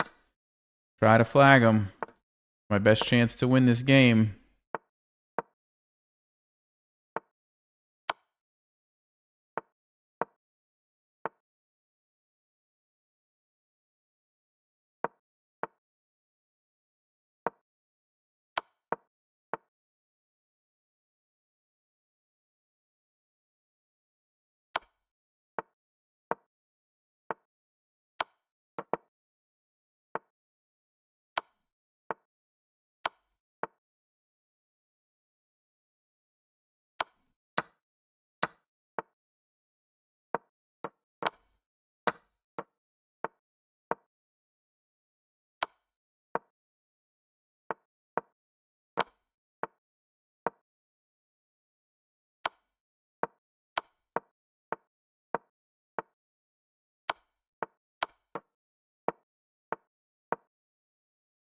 Why did I do that? Why? Why did I do that?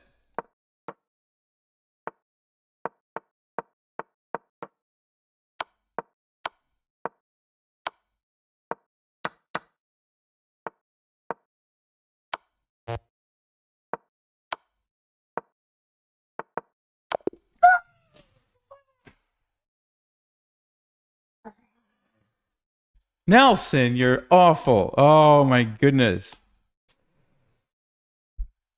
I shouldn't have trapped my king like that. I knew better. I knew better. Man. That guy, okay. That guy defended very well, I guess. Man, I thought we never had a chance, actually. We never had a chance.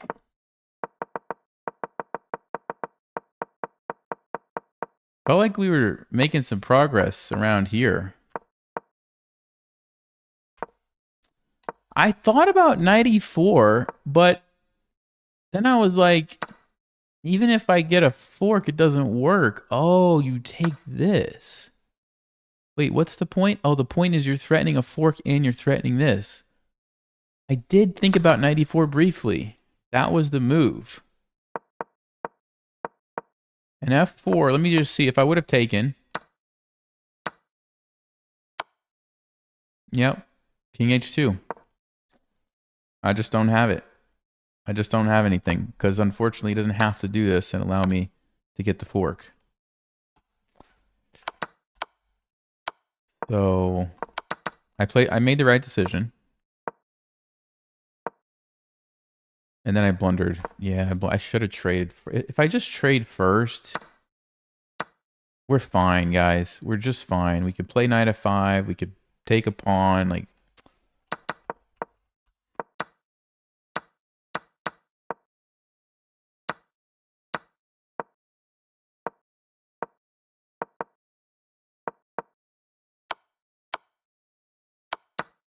they played really good game though. Like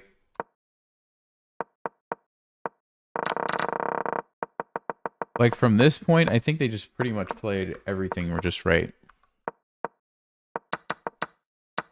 Was this a mistake? Oh no, I made the mistake. Yeah. Yeah, no, I mean they played a good game. And then at the end, I shouldn't have trapped my king like that. I could have flagged them. Obviously, losing the rook was a big mistake too. Yeah, this move. That was the big one.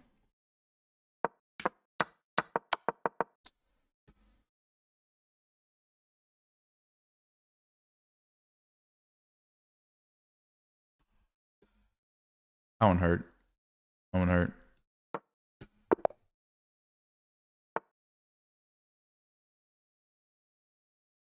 Okay, let's what am I playing against this? We'll do a Ponziani. Yeah, we'll do a Ponziani. Well, this is the person we played before? Okay. All right, I'm going to do my line. I'm going to do it. I'm going to do it.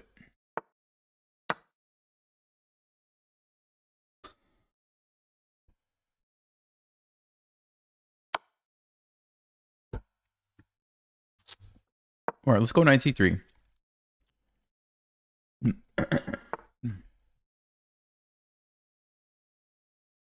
And I think we just castle. You have to remember, they can't castle. They cannot castle. Because they've already moved the king. That's why we sacked the bishop. But the king is stuck here.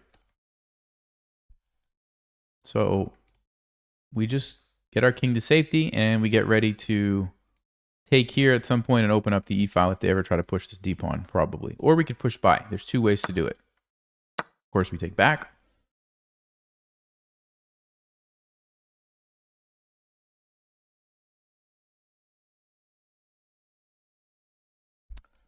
Yeah, the Owens defense someone suggested. I don't know if I want to play it at this level. That's got to be a bad move, guys. That's almost always a bad move because of the check. Because you can't play g6 now. So the question is, how do we take advantage of it? Ooh. Ooh, I see one thing. Bishop a3 is a move. There's d6, though. But we could take it. If the queen takes, and I take with check... If you move, I know you'd get away. Bishop a3, d6. E6. You can't take me because checkmate. You can't take me because of this. If you take there, I take, you take. Bring the rook over. Alternatively, what else can we do? What else can we do? Ooh. Ooh. We could play e6 right now. What's the idea? The idea is if you take me, guess what, guys? Bishop a3 is back on the table. Bishop a3 is back on the table. You can't take me because there's a checkmate here. You can't block it because you just moved your pawn over here.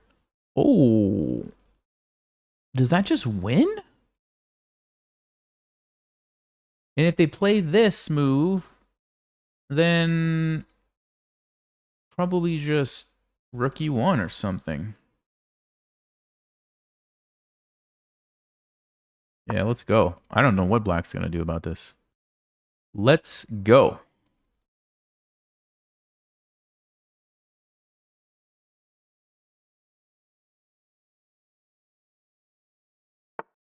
Okay, so they push by. Fine. So, I mean, even f4, f5, f6 doesn't look too crazy. Knight f7 doesn't look too crazy. Knight f7, the point is I'm just going to take your rook. Check. What's the point of this one? If you go here, check, takes check. You have to go back. No, I think we just need to... maybe just this. If you ever take me, I can go rook e1 then and pin you. Maybe I need... Actually, maybe I need to stop that. We might need to stop that.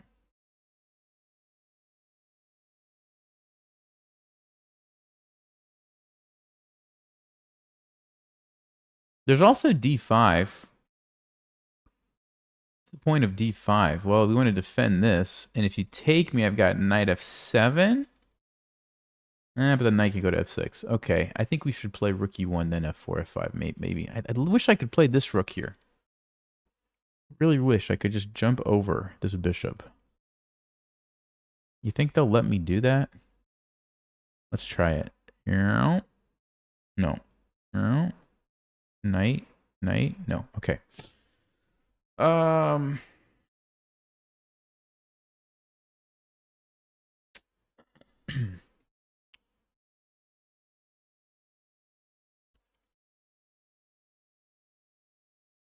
And if I go here, what's the point of going there? I thought I had a reason. Now I don't remember what it was. Oh, if you move here, I could take this. Takes check. Rook blocks.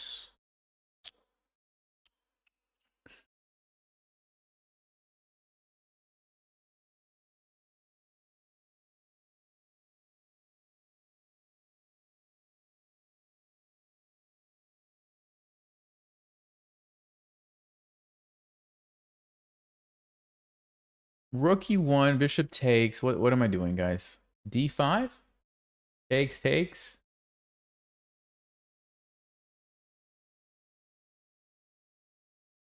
Wait, sorry. What am I even calculating? I don't even know what I'm saying. All right, f4 here, rook e1. Knight d8. Yeah, then we would have this. Okay, let's go f4. Let's go f4. I think this is important. I think we need to try to do this. Does take it. Okay.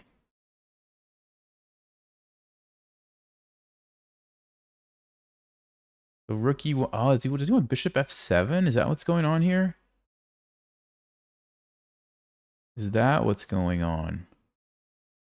Well, option one, I actually just take it, then go f5, f6. f5 he could block, though. Bishop g5 is not an option. Hope I didn't mess up here, guys. Hope I didn't mess this up.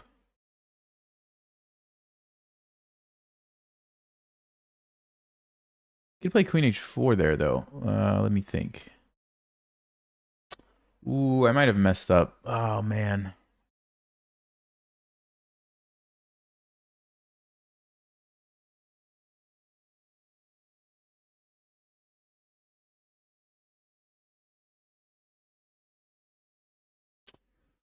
I really feel like I need to play f5, f6. I just feel like that's what we need to do. Bishop f7, unfortunately.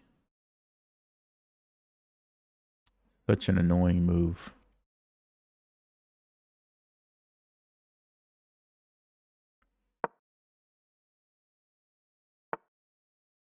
Okay. Okay.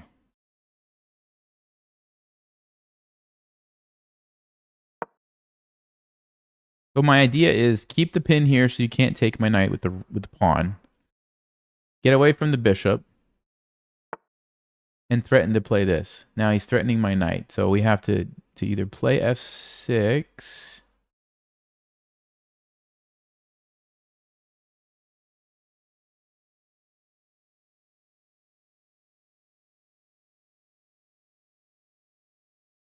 Yeah, I think f6 is the move. Because if you take me, I can sack my queen, then take here. And we have a very interesting position. Still has 2 knights for the rook, but I've got this annoying pawn. And he's going to go for it. Okay. And now I can actually take here, defend my pawn. Yeah, this is interesting. This is real interesting. 3-6, 3-4-5. So he's got 2 knights for my rook and a pawn. Fascinating stuff. Should I defend this pawn or this pawn?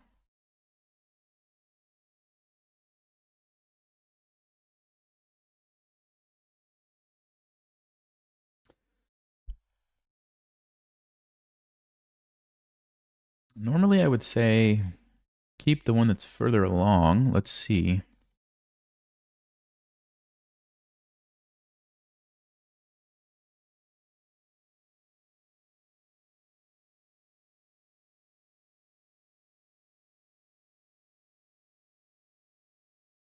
I don't know if that's the right decision here or not, guys. I really don't know.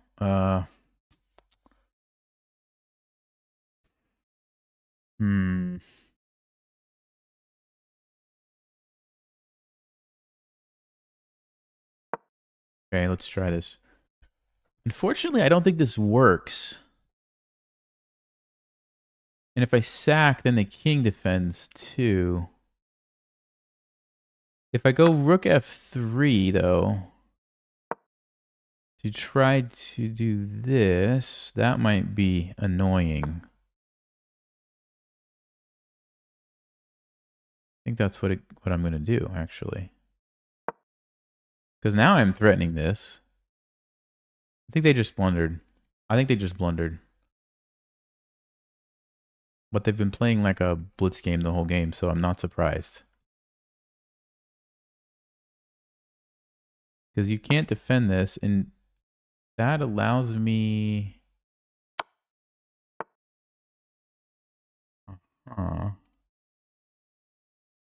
If I take and play rook f8, do I win? If I take and play rook f8, do I win, guys? Knight f6, we take it. You can't take me, I take it. I'm threatening to take your rook. You can't move your rook, I take it.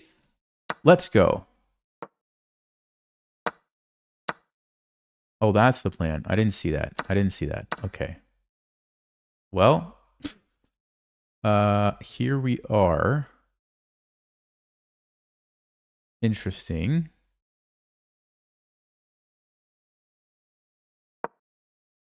Three, four, five. Now they have an extra pawn. I don't like that. I don't have much time. That's the other thing.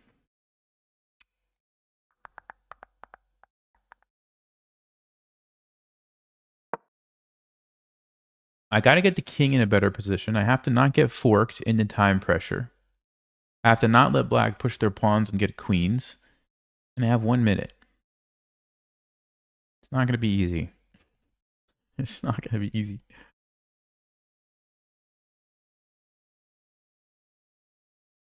I think we should start by bringing my king over, but I have to avoid the forks. To avoid the forks. Maybe, let's see.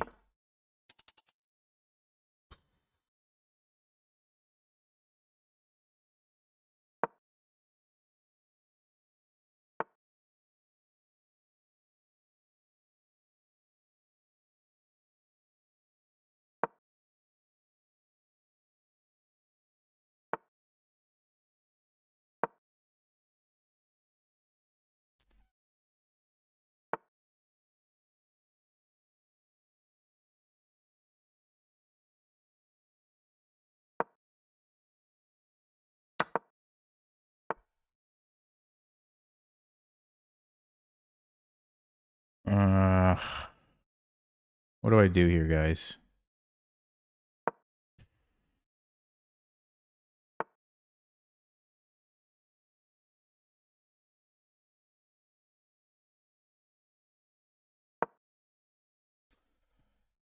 I don't have time to think either.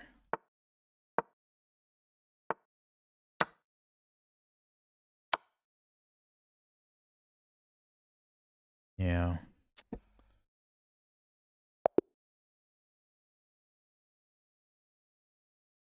I don't think I played a bad game, but I don't know. Let's take a look. No, we didn't play a bad game.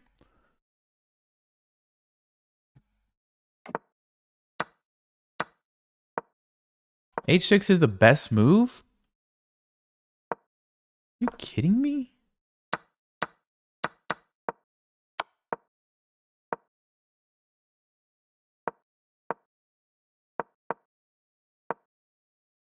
Stockfish said I did need to defend the pawn. I did need to not let this bishop out, because as soon as I let the bishop out, things went downhill.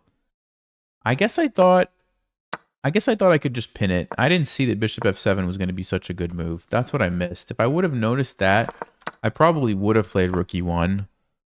And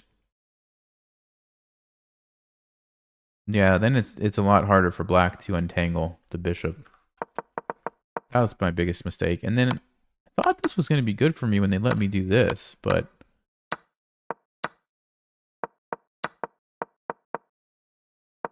that was a mistake. It just wasn't as good as I thought it was going to be. Check. And then my sacrifice was not good. Yeah, I totally missed that they would just sack the rook back and we would have the 2 knights. If I just keep this position, bring my rook up, threaten this kind of stuff, keep this annoying pin, it's fine. Black's not going to be able to do anything. So that was my mistake. Man. What a nightmare. Yeah. All right. We're going down.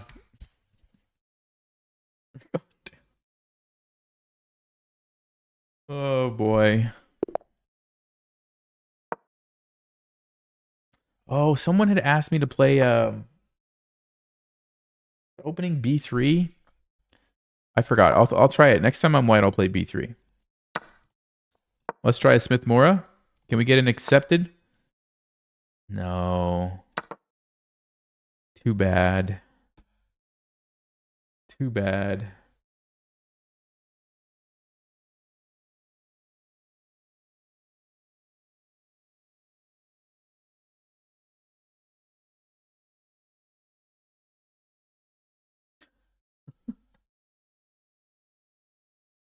Yeah, it's pretty rare at this level that they accept, because they figure if you're playing it, you've studied it more than they have. So they just don't accept it.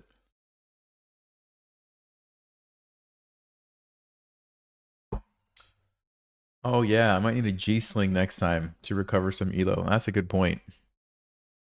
That's a very good point. Might have to do that. All right. Well, we've got him thinking on move 4 here with the queen capture. That's a good sign. That's a good sign.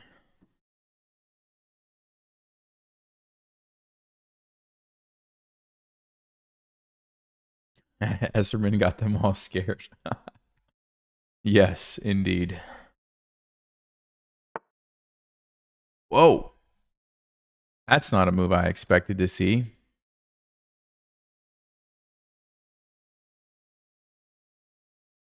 E6? You really wanted to play E6?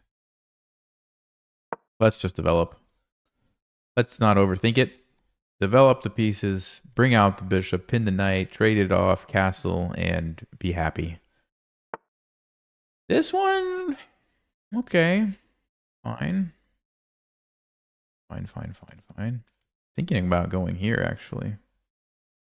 What's going to happen if I do that?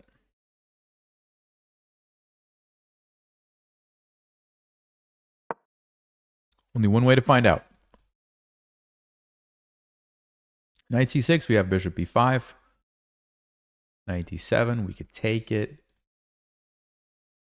I don't know what that position... Okay, knight e4. Oh, that's an interesting idea. Bishop c5 is coming. So I need to play what? Bishop e3? Well, we definitely can't let him play bishop c5. That would be bad news. Unless I play bishop b5 and castle, then it's not a big deal. All right, we'll do that. Let's go here in castle. It's not a big deal.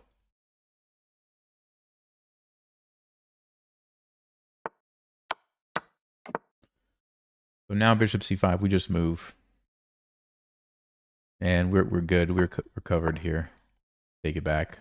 No problems. Okay, so now I can play knight d2. Try to get rid of this annoying knight. I don't know. It's probably pretty equal, I would think.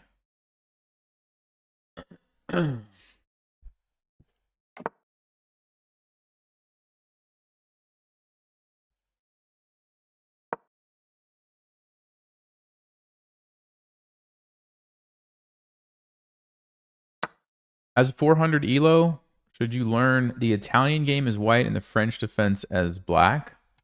Yeah, that's fine to start with.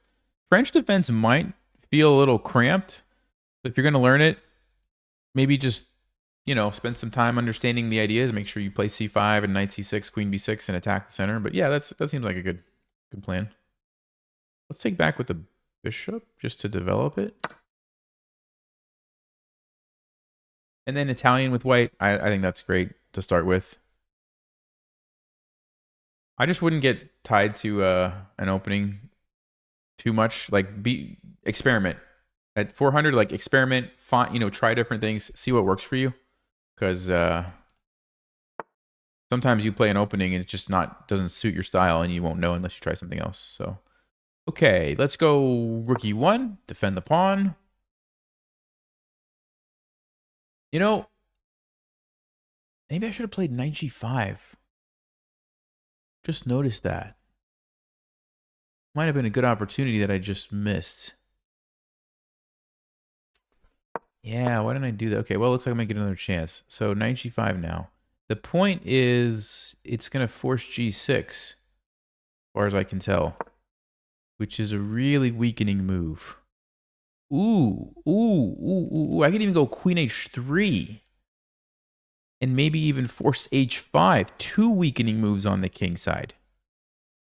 Aha. What do you guys think about that? What do you think about that? Well, only thing is f5. En passant.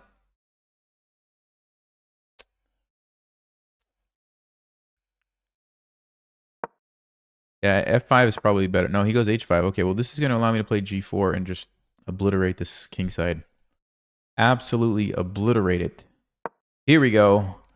I can always move my king and go rook g1 if I need to, but I don't even know if we're going to get that far because look at this queen and knight. These guys are amazing.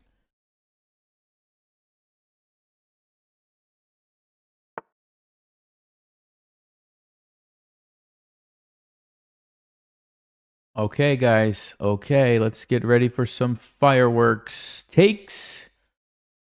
Rook h8. Check.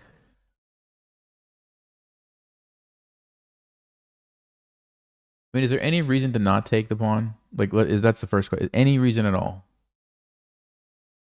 Not that I can see. H6, we've got tactics. We've got the tactics working for us. H6 takes. We have knight E6 check.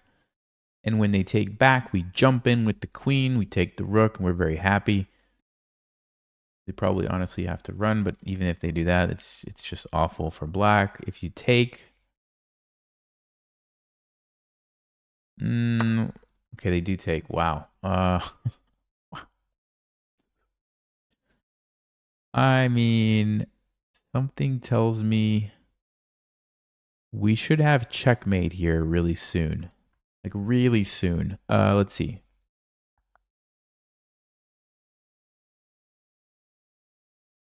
If I go here, I'm threatening a double check and mate. I don't know if they could play rook g8, actually check and then move.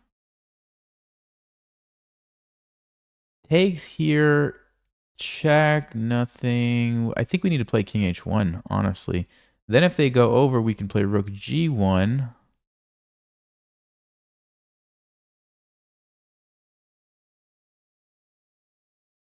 Why does it feel like I'm missing something? You guys ever have that feeling? You're just missing something? I'm going to go king h1. Fun, aggressive gambits you recommend for a 1200 rated player? Oh, yeah. Danish gambit is good. Elephant gambit. So Danish gambit for white. Elephant gambit for black is good. There's one... The Tennyson gambit for white is good. The Budapest gambit for black is good.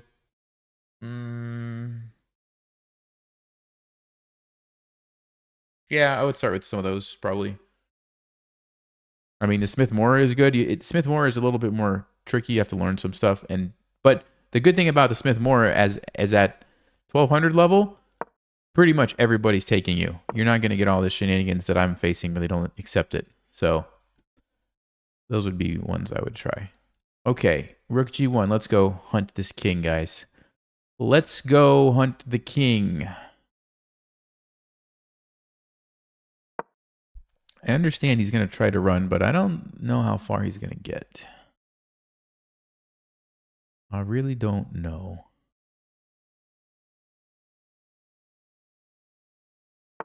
That's fine. You can do that if you want. I am thinking queen here to not let the king escape is what initially comes to mind.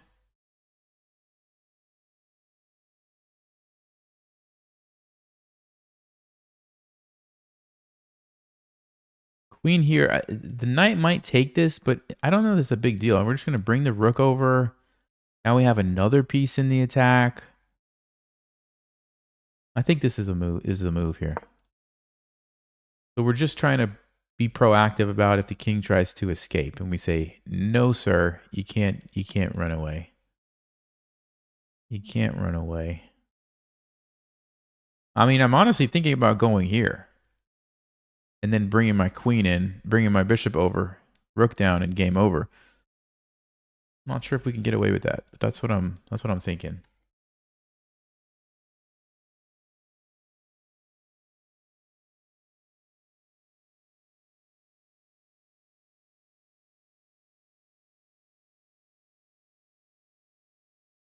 Scotch Gambit. Yeah, definitely. That's good. Oh, yeah, Von Hennig Gambit. I forgot that. That's definitely good, too. Yep. Okay, he's going to be greedy. Wow, this guy is... So let's see. First things first. Check. Takes. Queen F6.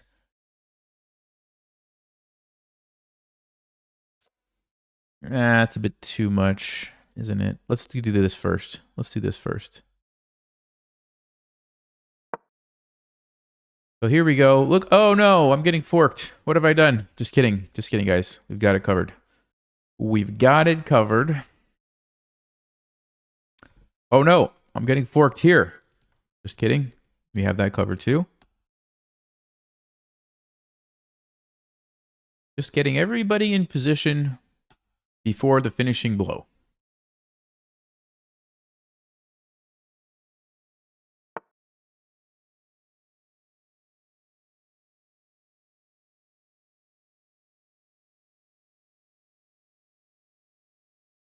Knight to g6. Okay, I didn't see that for some reason. Where does my queen need to go to?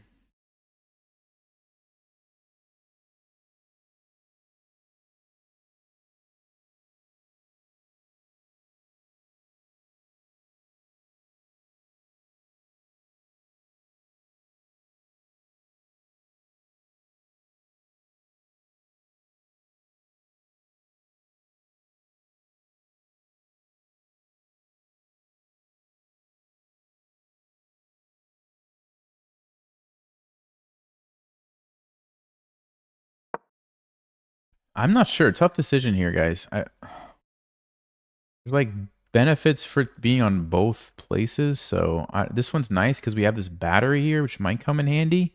Also, the dark squares might come in handy. This one was nice because it was tucked away from an attack here. And you did the light squares maybe also, and you never know when this was like, I don't know. It's tough. This one keeps this guarded. I don't think that really mattered because I don't think they were going to take that because of this problem.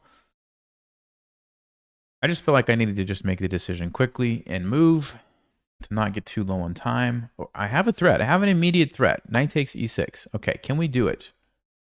Rook takes, defends. No, we can't do it.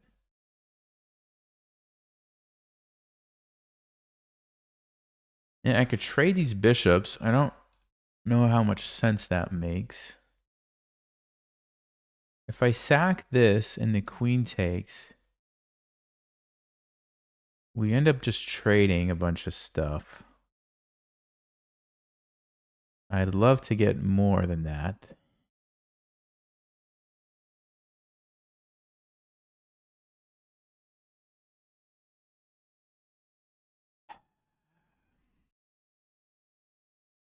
All right, let's trade the bishops. I don't know, because then I can focus on this diagonal and maybe even use the d4 square. And my bishop is honestly, it's not doing a ton. Even though I would like it to do more, it's just not. And so trading these, I think, makes sense. Let's go ahead and do it. Now, it's interesting. I could take this way to open up here, or just with the queen and focus on those dark squares. Yeah, I think we take with the queen. I think this makes the most sense. Okay, I got the time advantage. Let's keep that up. Tricky position. It's going to be hard not to blunder if you're low on time in a position like this. So I think the time advantage going into the last 1 or 2 minutes is huge here.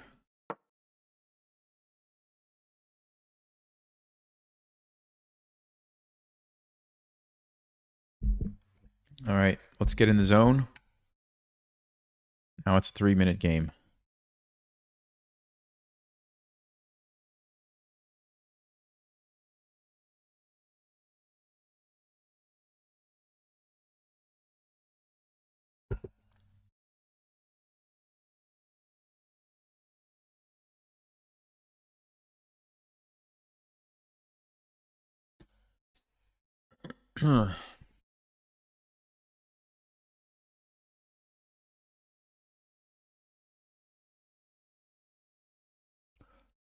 Wow, Black's using a lot of time here. I am surprised. Okay. Very surprised that they spent so long.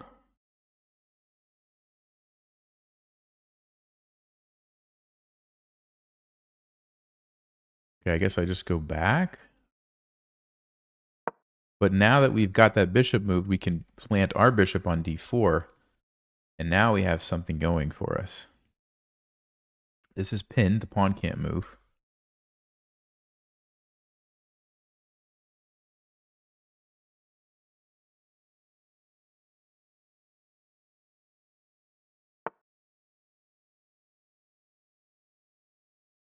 Now it's not pinned. The pawn can move. We could play f4. If I go there here... Yeah, maybe I should play f4.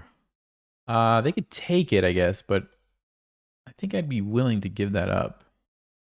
Let's go ahead and do it.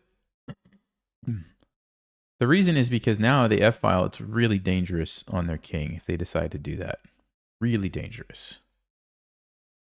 Down to a minute as well. We're good on time. Okay, so the question is, do we trade or not?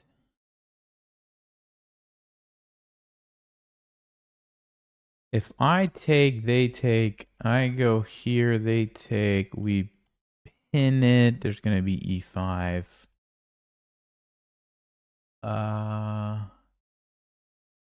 Here, we have to be careful with our knight if I take. So maybe I don't take. Then our knight is fine. Maybe I go here. If they push, then we trade and take. I like that position a lot. Let's do it. So E5, we're going to trade it and jump in here with all kinds of threats. Oh, actually, they couldn't even do that because of this. Okay, so E5 is not an option. So they're going to do something else. What are they going to play? They're going to go back. Okay, hold on. Let's see here. E5. We just take. We can also just bring the rook and immediately hit this guy. Oh, there's knight E5 though, which I don't like. I think we do bishop D4.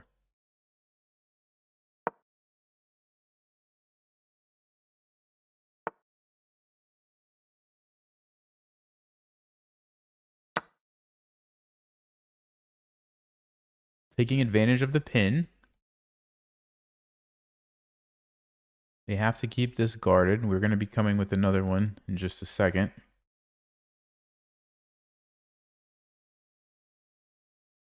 Yeah, hard position to play for black, right? It's hard to find a move.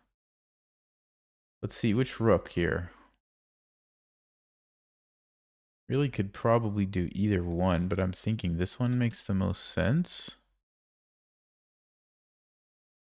Keep my...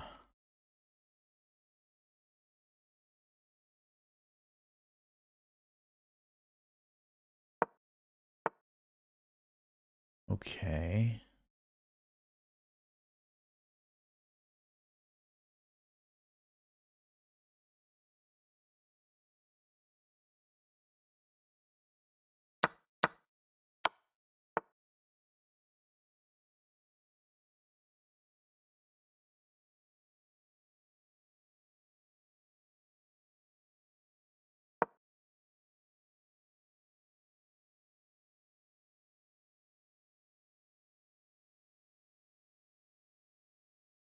I had to make sure there wasn't any tricks with the queen.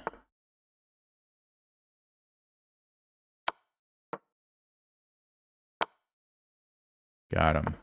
We got him, boys.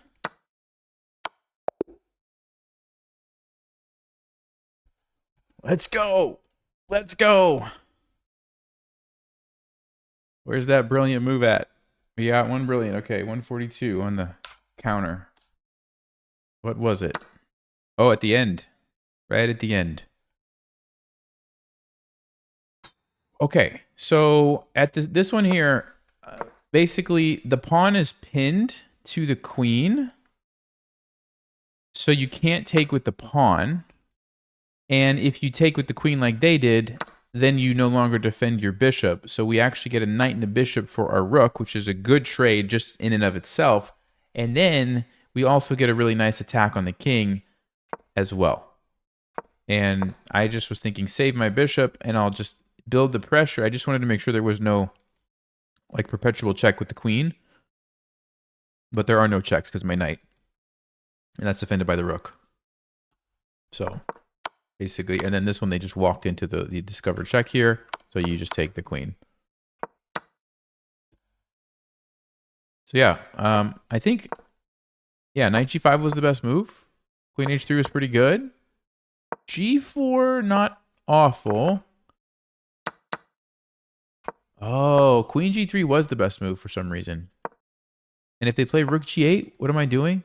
Oh, now I go king h1 to get out of the pin. If they try to run, they walk into knight h7 check, followed by queen h4 check. Ah, okay. So I missed this queen g3 idea.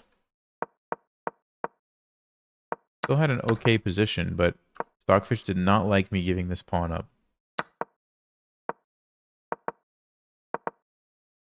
Very complicated game around this moment, though. Okay. Sometimes it shows you have brilliant moves, but then when analyzing, there is none. Yeah, it happens to me from time to time, too. So I think it's because the depth that it analyzes, the pre-game game review, like the one that immediately after the game, not pre post-game game review, is different from like the actual game review once you click it. And so sometimes when it analyzes with a little bit further depth, it's like, actually, no, that wasn't a good move. And so it takes away the brilliant. But it's usually pretty close. Like usually this number is correct, probably like 90% of the time, I would say. And then like 10% of the time, it's like off. Okay, what was I going to play? I was going to play something. Oh, yeah, b3. Someone had suggested the Nimzowitsch-Larsen attack. So what you do here, you fianchetto the bishop. And then usually you bring this guy out and you try to put pressure on these dark squares. Now, I am not an expert on this opening, so I'm just going to go with it and see what happens. I don't know all of the ins and outs here. But the point is, like, for example, if they just play d5 in this position, we would simply take this. Yeah, and I actually think this is one of the main moves. I don't know why, because it looks really weird. I think it's just you want to develop in castle and you don't want to put yourself into a pin. And I'm pretty sure I'm supposed to like attack it. Like I looked at this a little bit earlier, but I don't remember much. See, I don't even know if I'm supposed to take this now. I'd probably not. Probably just go back. Question is where? Let's go to e2. So if b5, yeah, I don't want my knight to be stranded here. So I'm going to play c4 to either allow them to take it, or now I can reroute the knight and at least it's doing something as opposed to just sitting on the edge where it's like, okay, what are you doing over there? Now we can play like d4 and stuff. And first, let's go knight f3 and castle. And then we'll probably play d4. Kind of an interesting position. Let's castle. I'm looking at d4 now. Yep, let's go ahead and get some stake in the center here.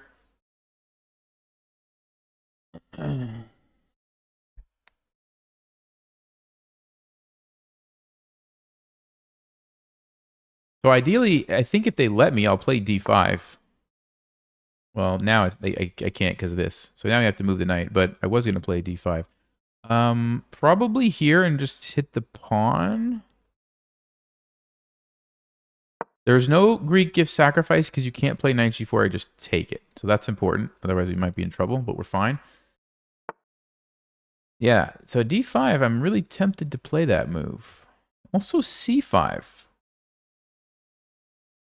c5 is interesting. Then we plant a piece here. e5 opens up the bishop. We plant the knight here. I mean, they're going to jump in, though. It's going to get really interesting. I still feel like d5 is the move. This just looks really good.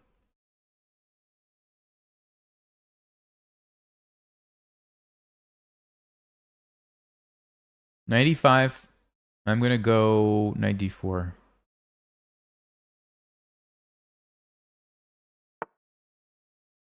Go knight d4 so we can hop around and hit this bishop if we need to. Maybe even rook c1 and potentially c5, c6. Just throw all the pawns forward here.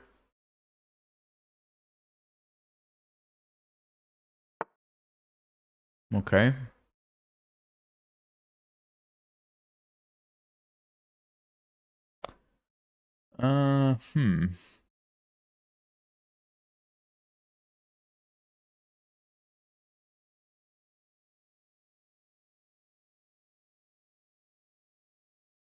Yeah, I'm not exactly sure what I should be doing in this position.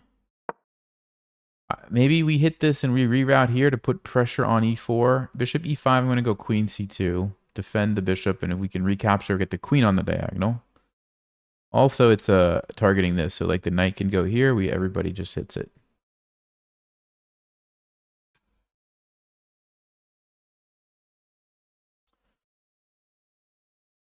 I'm expecting this. They could play real passively and go back to f8 as well, though. No, okay. Here we go. Queen c2. We defend. We attack. So if they decide to trade, at least I can replace that piece with a nice queen on the diagonal. Okay. d6. So yeah, this is potentially a target. This bishop looks bad. I think the rooks are probably going to be here and here, but also we might want to play...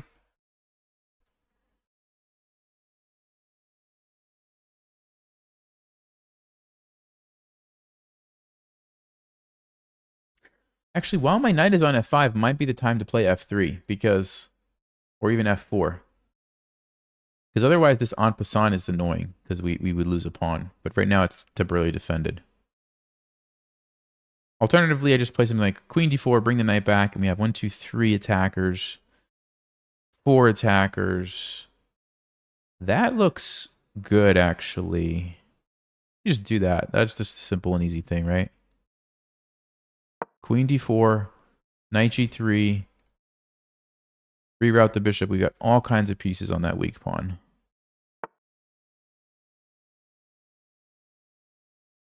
Okay, 1, 2, 3. We're already threatening just to take it. So how are they going to defend? Queen e7? So I have a 2-move plan to win the pawn. Does it work? Yeah, I don't think they can defend this, actually, guys. I don't know how they're going to defend it. Because the bishop can't go to f5. And it's cut off here. The knight's too far. This knight's too far to defend that. You don't have time to get the other rook involved. So I think I just take and go bishop c2 and take a free pawn. Let me think. If they go bishop f5, takes. Yeah, we still win the pawn. I think we won it. Perfect. Perfect. So there you go. 1, 2, 3 attackers. We've targeted all our forces on this weak pawn. And they can't do the same because of the way they're coordinated. Bishop f5, like I said, we just take and take. It doesn't work. It doesn't work because it lures the rook away. So you only have 1, I have 2 left. So, I think I'll take this way. Keep the bishop. Bishop's probably a little bit better. There we go. And we could play that endgame, but the bishop's probably better than the knight. So I think it's the smart thing to keep it on the board. Although knight h4... Yeah, I think we should keep it.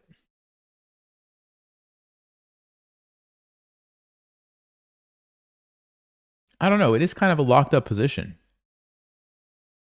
It's kind of a locked up position. If that knight jumps around and finds a nice home, maybe I should take it, play the rook ending.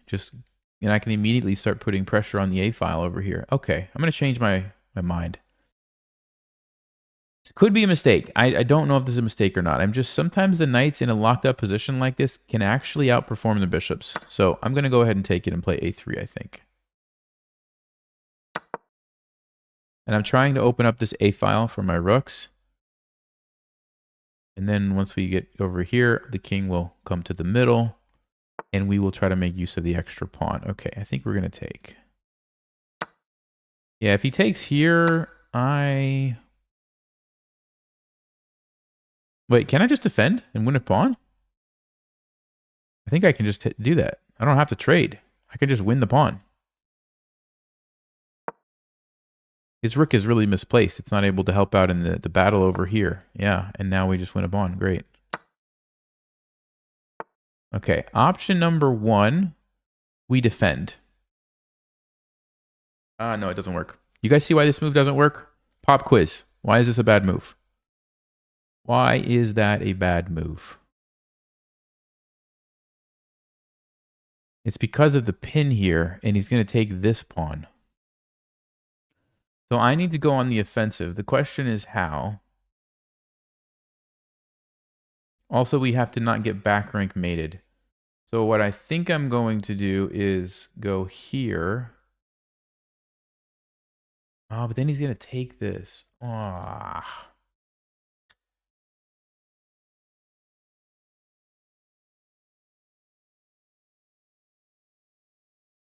Okay, I underestimated this move. Okay.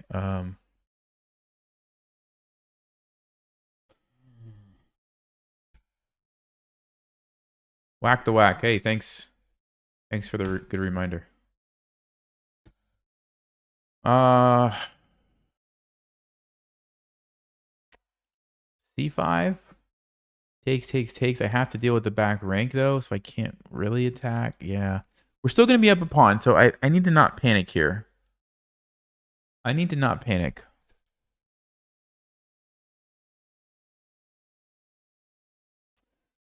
Um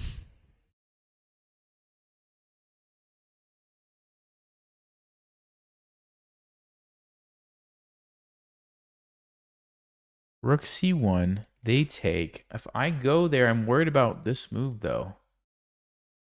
Oh, okay. I guess I could play Rook F1. I guess I could play Rook F1.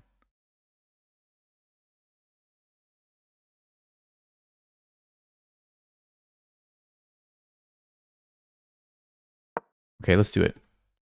What I'm trying to do, guys, is make sure I get an active position here.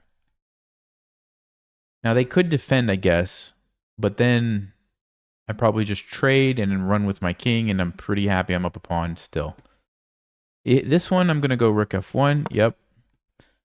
Just to make sure I don't get back rank mated, right? Because I can't take, obviously. But this way, if they take me, it actually brings my king out, which is what I want. So, and I keep the pressure here.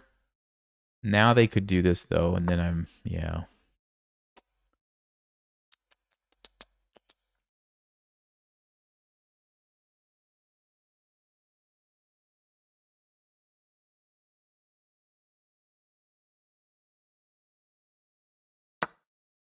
Okay. There, we fixed that problem. Now the king can come out. Man, this is not the end game I wanted to play. I should have kept the bishop maybe or did something differently. I don't know what I did wrong here. It's too drawish. Even though I'm up a pawn, it's too drawish. I don't like it.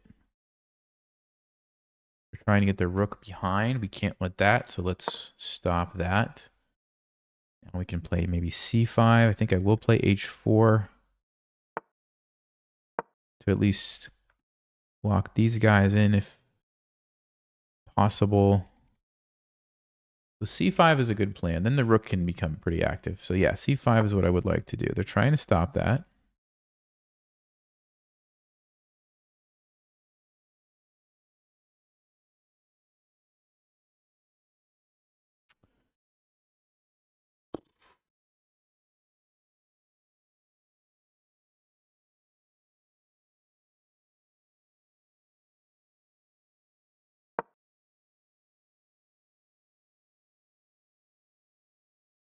Little pawn sacrifice here. Trying to get them off my d-pawn so I can play c5. So now they have to go like over here. I don't want to really take this yet, but I'll be able to hopefully take it later. I just need to get my rook involved in the attack here. So we're trying to make that happen. Even though we're even pawns now, I still feel like I have an advantage. These guys are very weak. He's going for this. Okay.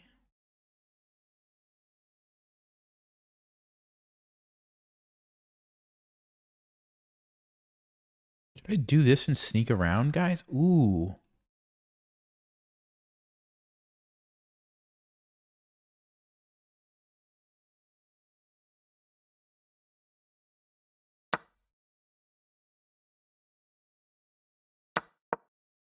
I'm going to go for it. I'm going to try to sneak around here and get this guy to become a queen. Is it going to work? I'm not totally sure, but we're going to try. Got these weak pawns too, so that might be an opportunity as well.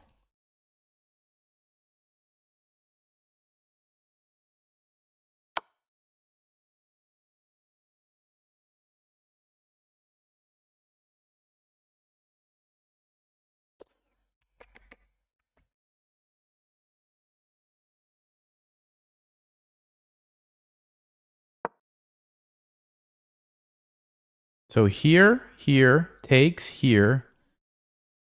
You can't defend your pawn. So I'm going to get that one. Now, he's going to get this one. Yeah, this is looking more and more like a draw the longer we play. I think I messed this up big time.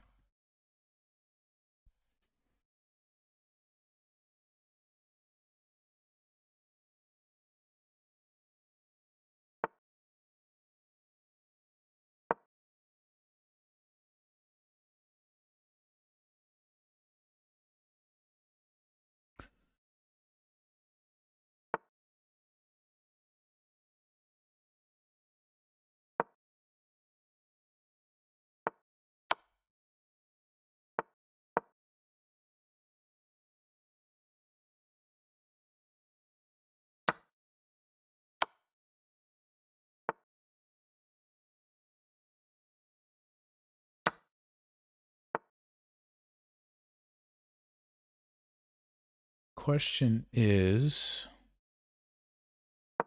are mine faster? And I think the answer is yes.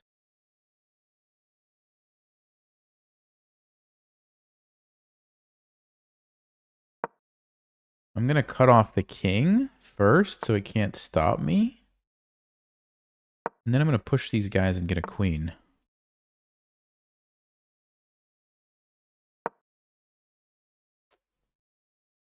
Stops the rook.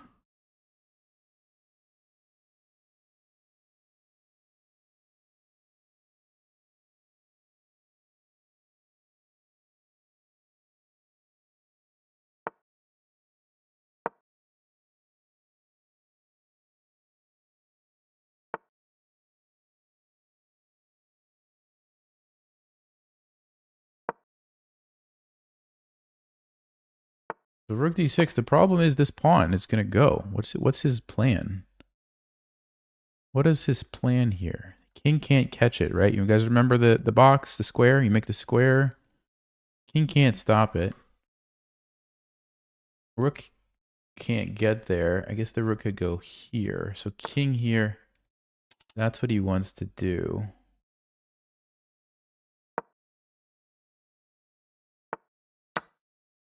Now we can take this guy off the board. Still defend. Let me think.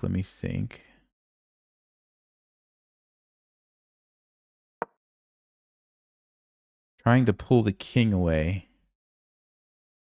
Because then this would win. You can't take it because you get skewered. So he's either got to give me this pawn or do that, and now we win here. Yep, there we go. Somehow we did it.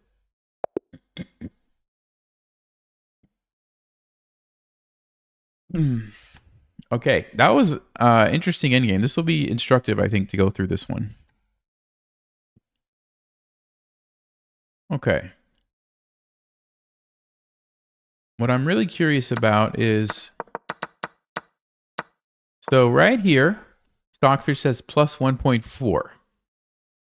We're up a pawn, and we have a little bit more space and the bishop against the knight. Stockfish agrees with me, though, that trading is the best decision. It also agrees with A3. So where did I go wrong? It doesn't mind this. It doesn't mind this. It doesn't mind this. It wanted C5 immediately. And then takes. And then save your king so you don't get checkmated. And play this position. I guess because his rook is really stuck defending. So just C5 right away. Which is not what I did. I went here first. Okay. Yeah, see, it's like so subtle. If you see that C5 thing, you're going to be great. If not, you're just equal now.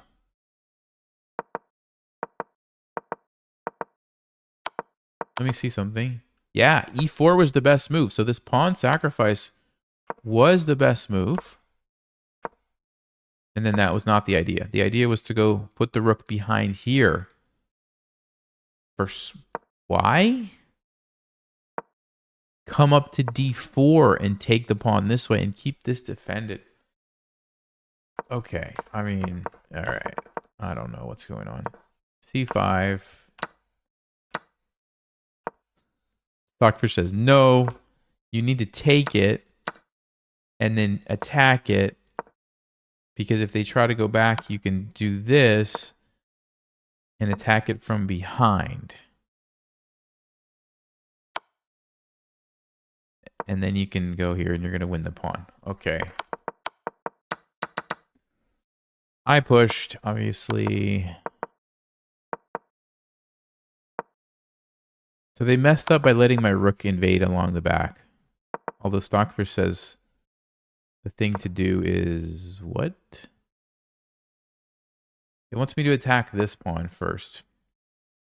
Okay. Anyway, it's complicated. But once we got the two connected pawns, there's no way that black's going to be able to stop us. Now, we're not probably going to be able to stop theirs as easily. However, the key difference, well, there's two key differences. Number one, our king is in a better position to probably be able to get in front of these pawns. We're only 2 moves away. Black's king, 1, 2, 3 moves away from getting in front of the pawns. So that's a big difference. Also, my pawns are already on almost on the 4th rank. So, 4 moves away for each of them. These pawns are not there yet. So it's like 1, 2, 3, 4, 5 moves away. So all those tiny little things means my pawns are just better, right? And that's why I have such a big advantage. By the time they take him, I'm already starting to push towards getting there. Cutting off the king, I guess, wasn't even necessary, but it worked. And then, yeah. Okay. Yeah, we have time for a couple more games. Let's see. We're 24-60, guys. Okay, let's go. Let's go. Let's go.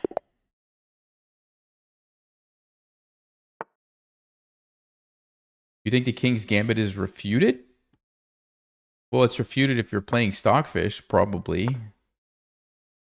But I'll play King's Gambit at 2400 level without a problem. Stafford Gambit. Here we go. Here we go, guys. Oh, e5. I thought this was supposed to be a bad move. I'm pretty sure this was supposed to be a bad move. Why are they playing a bad move? What am I supposed to do, though? It's got to be knight g4, right? I don't know this one. Is it queen e7? Is it what's the move, guys? I don't know this one. The thing is, what about d4? What am I doing against d4? I should have studied this. I don't know. I don't know.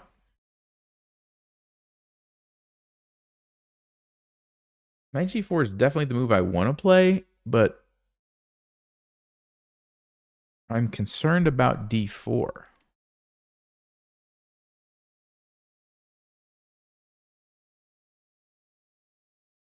Knight d5 is kind of like, okay, you can't be bad. So we could definitely play knight d5, but it's too bad I don't see anything against d4. I just don't see it. And if I don't see it, I probably shouldn't play it. Let's go here. We'll look after the game. Maybe there's a way. Maybe there's a way, but I better just do this for right now.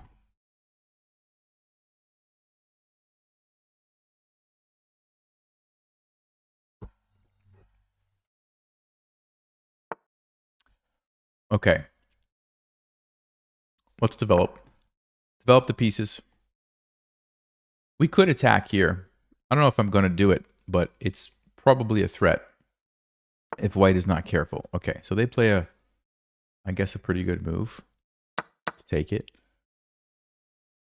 Let's go here. I see a tactic. That's why I'm playing fast. I see a tactic, and I think they're going to fall right into it. Actually, they may have already fallen for it.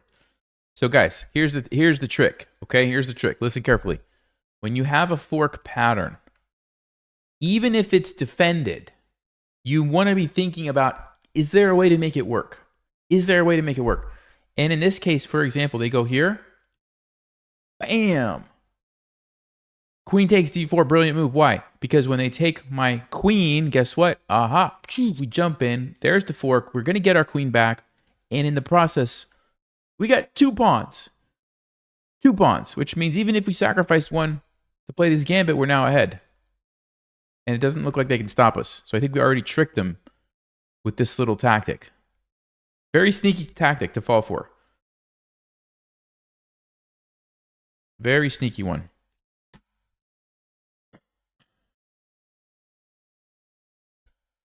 So once we win these pawns, we'll have 4 against 2 over here. They'll still have the majority here, 4 against 3, but this one might be kind of weak.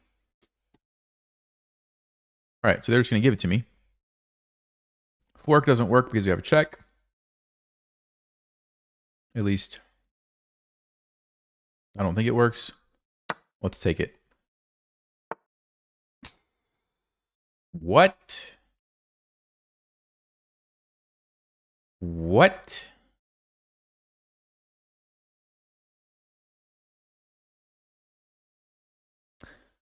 So what is they're going to move king d2? Really? That's your plan? You're going to move king to d2, huh? No, dude. I'm sorry. I don't even have to calculate. I can just tell you there's no way in the world this could be good for them. There's no way in the world you can play a move like king d2. So the question is, how do we win? If they do play king d2, how do we win?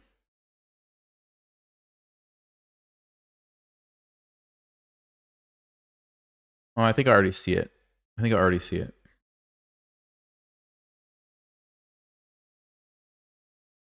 Option number one, we could just take this.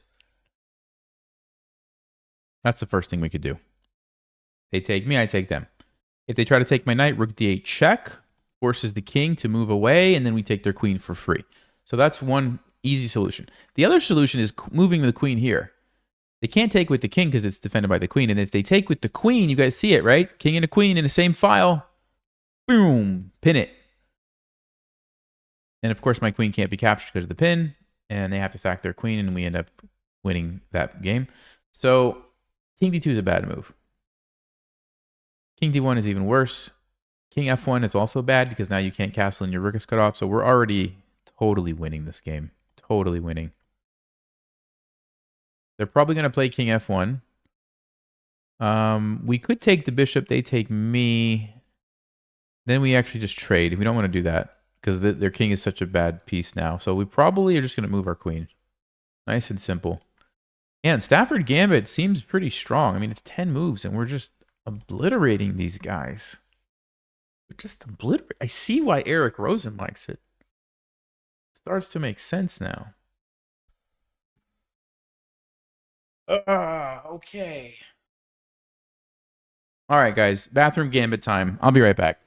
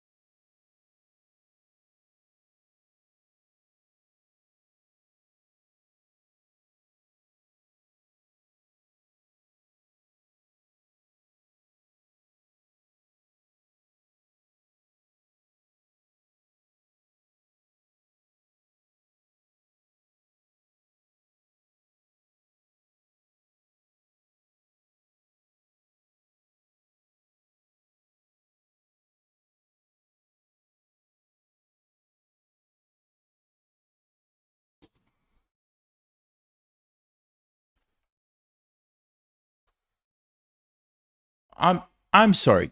What?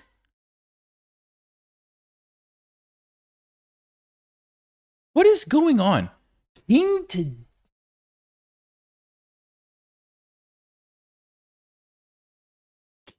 d1? First of all, you're going to let me go here if I want. You're going to let me go here if I want.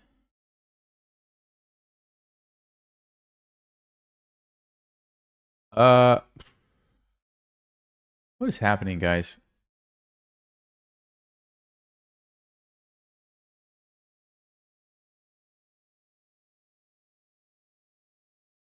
You know what I might do? I might take this with my queen, because you can't take my queen because I get a fork. And you can't take my knight because I have the pin again. And you can't run because I'll take your queen. And if you move like your rook, then I'll take here and take... Actually, no, I'll probably just take this pawn. Yeah, I like queen f2. I think queen f2 is solid. I think it's pretty solid. I don't know if it's the best. I mean, we could also do something like... Let me think. Queen c4 might be an interesting one. Or even just like queen d5. If they try to run, though...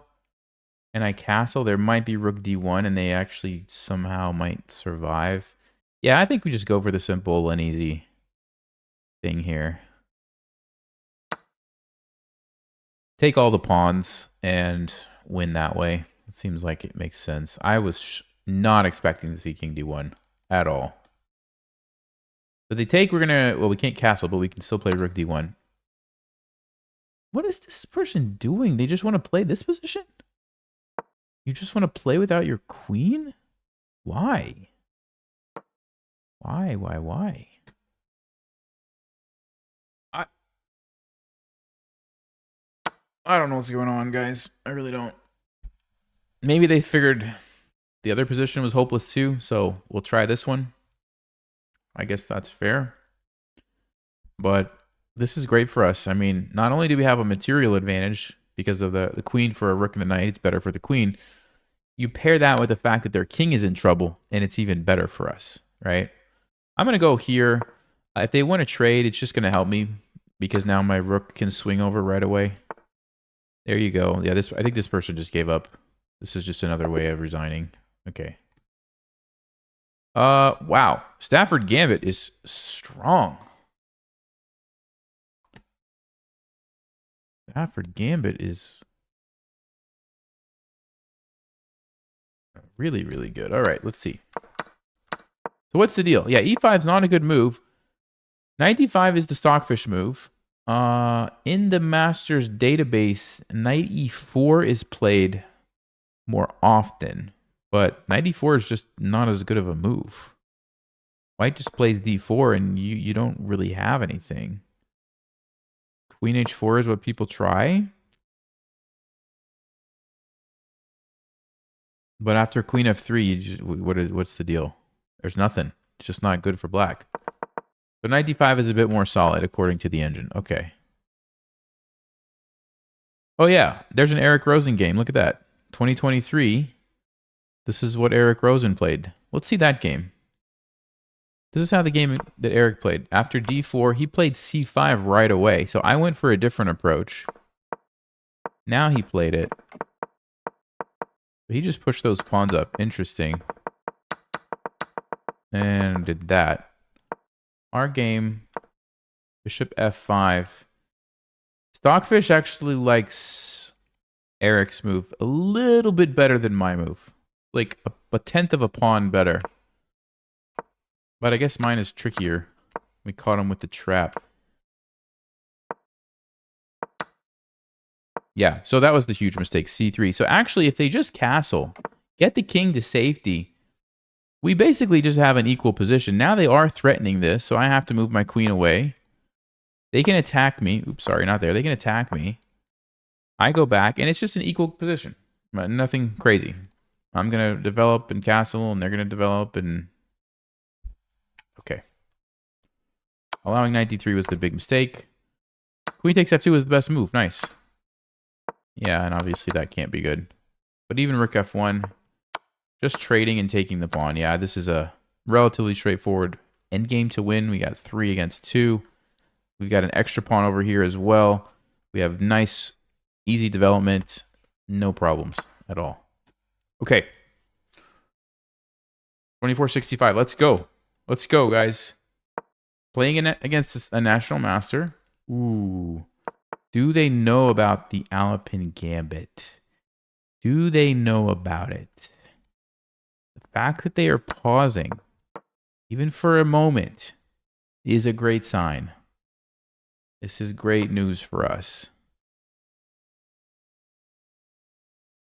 Yes. Yes.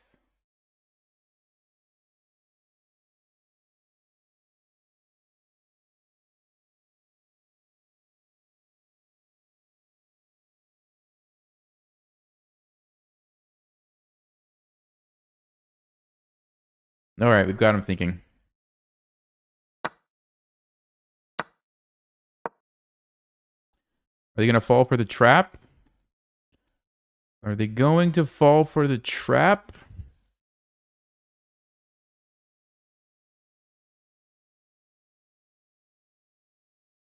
There's always a chance.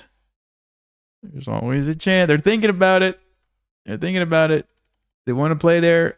They want to do it. I know they do.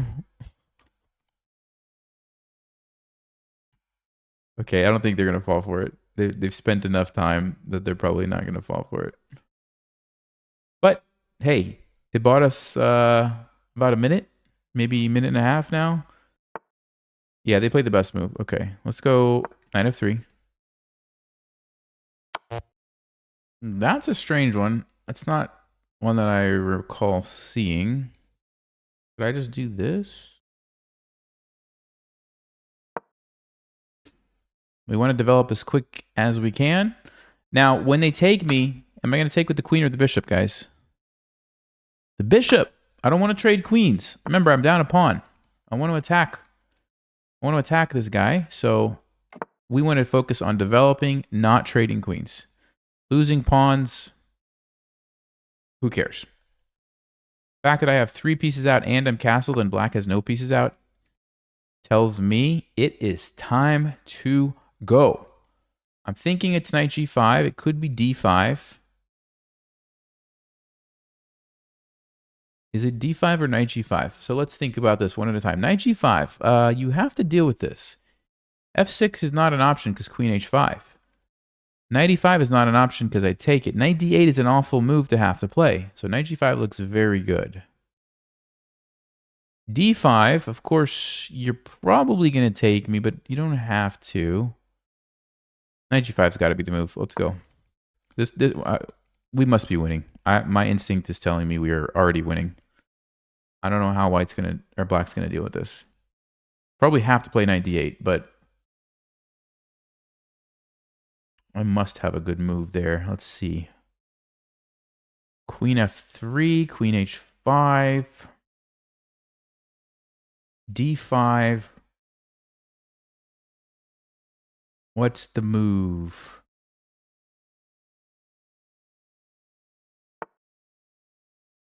Okay, I didn't think about that. I did not think about that. I thought about f6, not f5.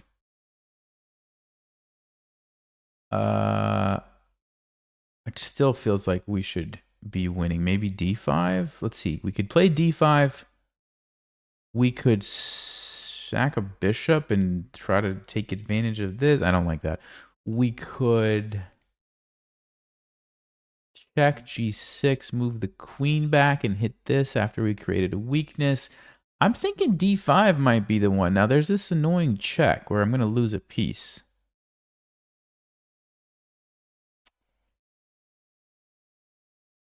Okay, hold on. d5 check, we move. They take me.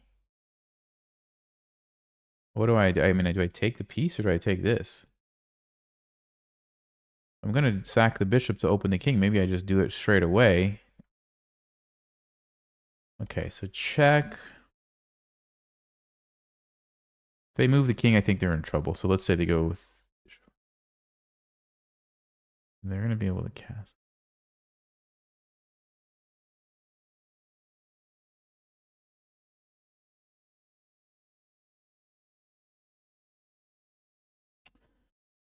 Knight takes e6. What's happening there? Let's see. If the bishop takes, I take. No, they're going to be able to castle. This is amazing. There must be a good move for me. What about just the simple queen e2? No, but knight d4 is coming in. Knight d4 is coming in.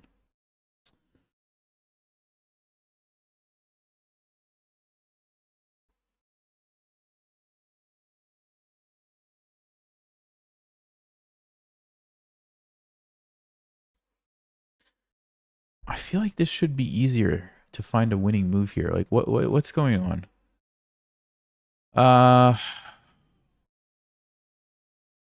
Queen e1 to avoid the knight attack doesn't really help me too much, does it? I mean, I could then take here, so maybe.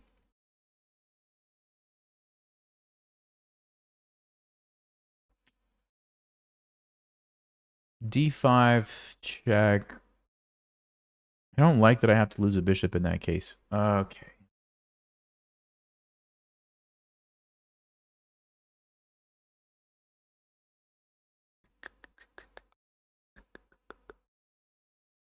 It feels like it's a critical moment, so I'm trying to take my time. I'm trying to find the best approach here, and I'm just not sure. It seems like there should be no way that you can get away with this move, though. Knight takes e6, bishop takes queen e2. What's happening there? Again, knight d4. Knight d4 is just so annoying. Knight d4 is just happening in every situation, isn't it?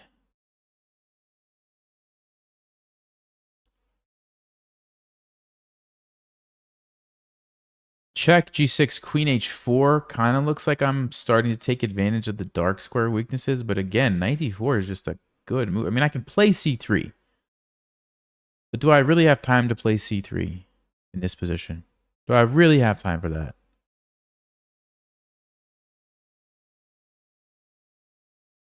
Bishop c4 is interesting. Then on knight d4, I could play c3. Huh. What if I do that? Just try to take this that way. Okay. Knight takes, then c3. Or even like bishop somewhere to just take that annoying knight.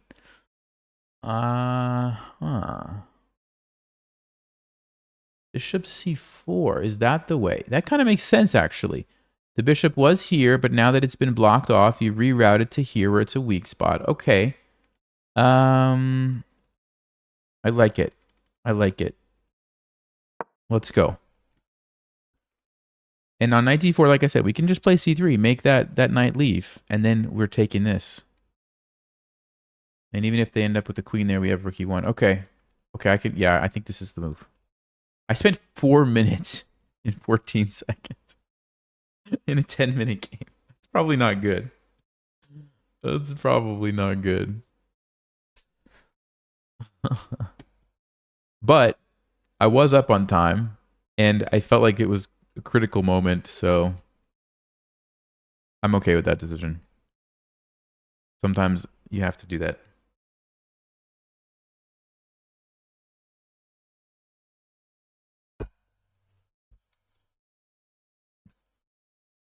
Guys, make sure you're not posting any engine moves in the chat. Your own opinions, you can talk about it, discuss what you're looking at, but if anyone is saying like, this is the move, I know it is, don't do that, okay?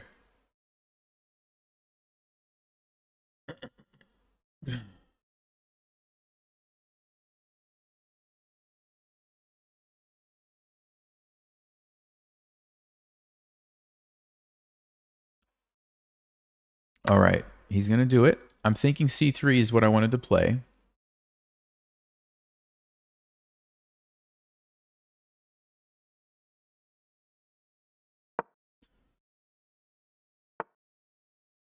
Knight to b5. What is that? So can I just take this, guys?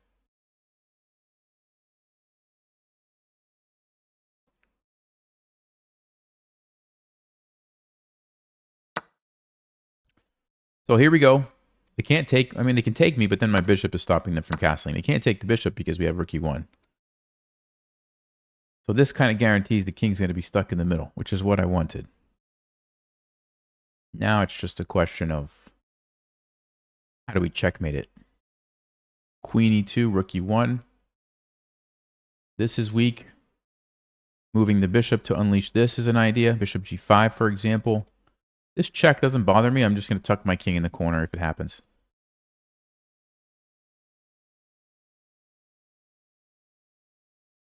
Yeah, I think we have a great position. I think we have a great position. This is the type of position I would normally have to sack a piece to get, and here I didn't have to sack it. Okay, so my bishop's under attack because that's there. So we could just take this. It does allow them to castle, though. Although, yeah, it allows them to castle. We don't want to do that. So I'm thinking we go queen e2 here.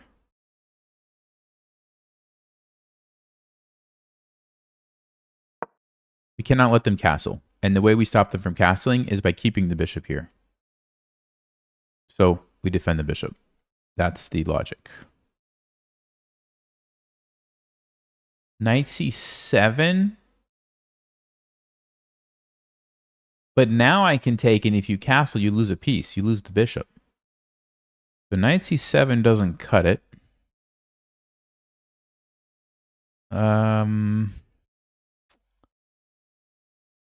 I don't know what else they're going to play. I really don't know. I'm going to be bringing another rook over. Yeah, they go knight c7, but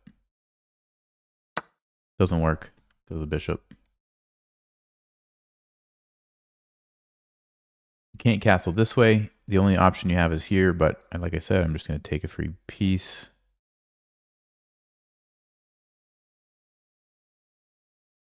Still threatening this.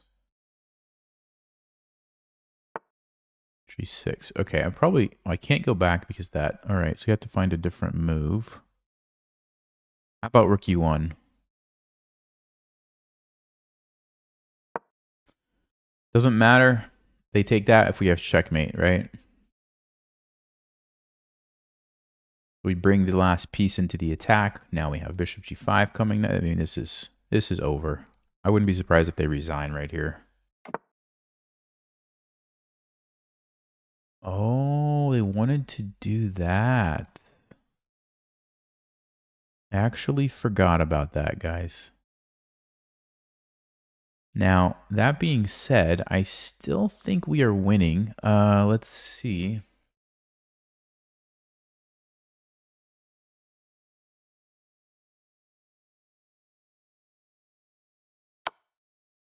Yeah, we're still winning. Because we're going to take this and have checkmate ideas, I think. So if I take, they take, there must be... Alternatively, hold on.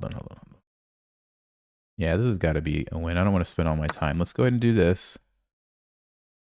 And now we can define the win. It should be something with the bishop, right? Something like this. Maybe we trade the rooks first, then we go here. I don't know how they're going to stop this. Their king is trapped in the corner. We could also even just go here. Don't know if it matters. I think both of these are going to do it for me. What?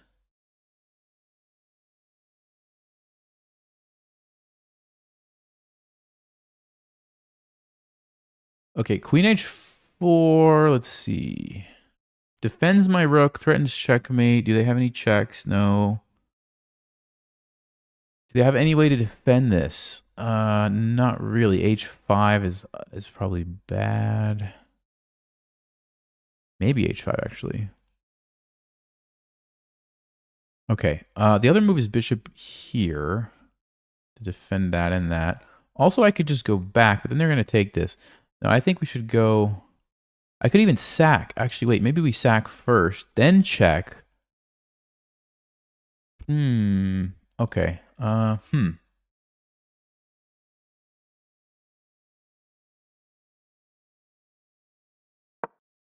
Let's go here first. See if we can. Okay. They should have at least tried h5, right? You should have tried h5. Maybe bishop takes g6. No, I would have tried h5 if I was playing that as black. I don't know. Maybe they didn't see h5. Okay. Regardless, we got the win. Great. Ooh. Ooh. 96. What a great game for the Alapin Gambit.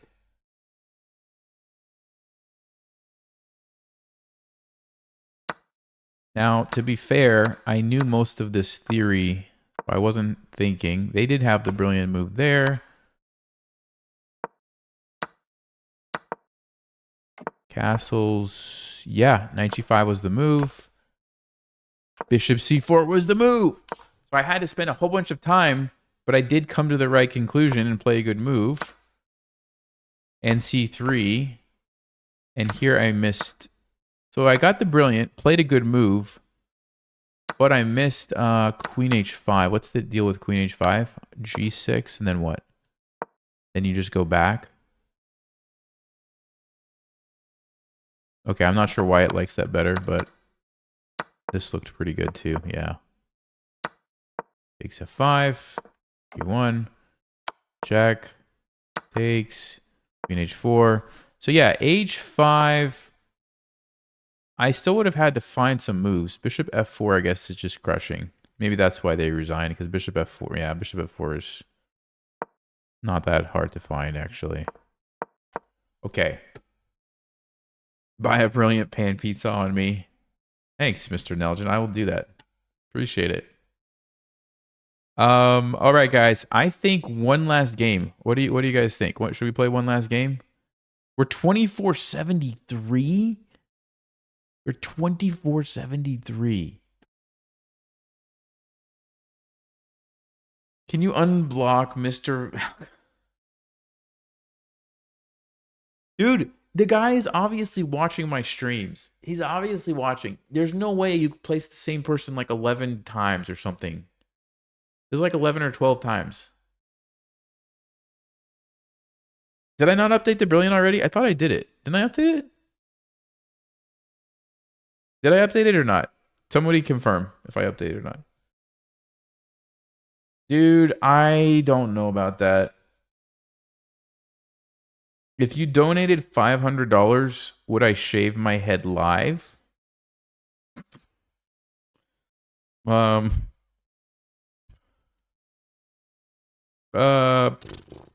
have to think about it. Probably not. I probably don't need the $500 that much.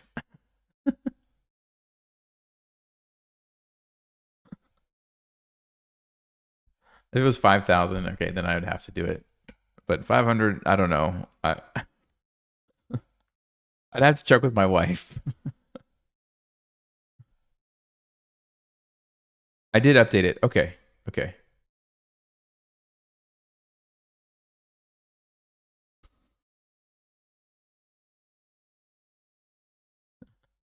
I don't know, guys. I think let's do one last game. Let's do one last game. I'm feeling one more game here. I think I've got one more victory in the tank. And then we might be able to shoot for 2,500 on next stream. Okay. Ooh. 2 points if we win, 14 if we lose.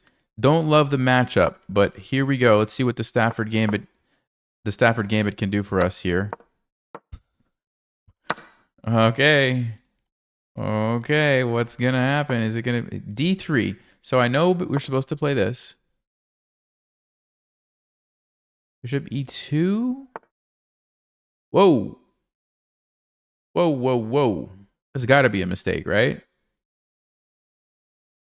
There's got to be a mistake. Don't we have the old, what is this, Legal's mate thing?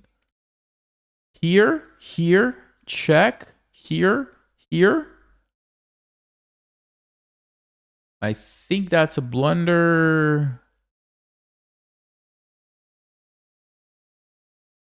I lose my queen. I'm just going to double check. I don't want to lose this game because I miscalculate something. Here, that's checkmate, right? It is mate. The only other thing you could do is take my knight, but then I take here and win your queen. Yes. If you play queen e2, I still have a check. Actually, then I'd have to be a little careful. Let's see, queen e2. If I take, you take. It's got to be a good position for me. I think it's a blunder. Let's go. Let's go, guys. Here we go. Stafford Gambit is just too strong. Man. You need 2 knights for legals mate. Well, yeah, you need 2 knights for the typical way, but in this case, you're not mating with 2 knights. You're mating with the bishop. Yeah, there's the checkmate. See, normally you would have a knight sitting here, and you would checkmate with the knight. In this case, I'm mating with the bishop. There you go. Wow. Wow. Okay. There's another one. That's 144. I mean, I don't know what to say. I don't know what to say about this. It is a blunder. Knight takes e4 is the best move. They had to play queen e2 to have a chance. Yeah, I think I was going to do this. And then this. And then if they take me, I was going to move my king here. Yeah. And we were fine. We got the rook coming over. We got the bishop coming out. White's in trouble. Did that even count as a game? I don't know if that counted. We'll play one more. 8 moves. Technically, it was a game. I might regret this, but let's go. Sometimes when you're feeling it, you got to just ride the momentum. You know what I'm saying? Okay. We're playing against Carrie. Good luck, Carrie. Please be kind and accept this gambit. Please be kind. Ah, come on, Carrie. Why? Why did you do that to me?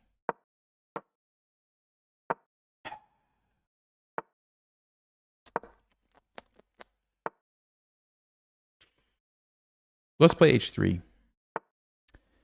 Let's play h3, and let's go with bishop here. You know what I might do? I have an idea. I might play g4 here and get a little bit aggressive. Should I do that? Or is that asking for it? Let's be a little aggressive. Let's castle the other way. This is probably a bit risky because my pawn's on c4 instead of back here. It might be a little easier for them to attack me, but maybe not. I don't know. Maybe it's not that easy.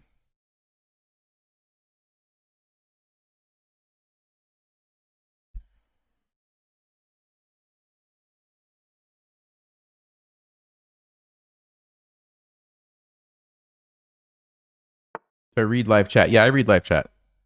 I just don't always read it, and I don't always respond.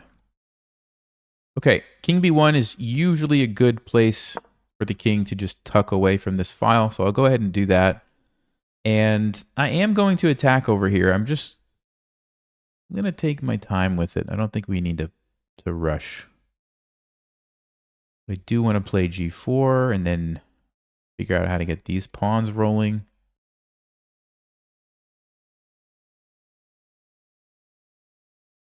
Also, maybe just jumping my knight into d5 kind of looks pretty good.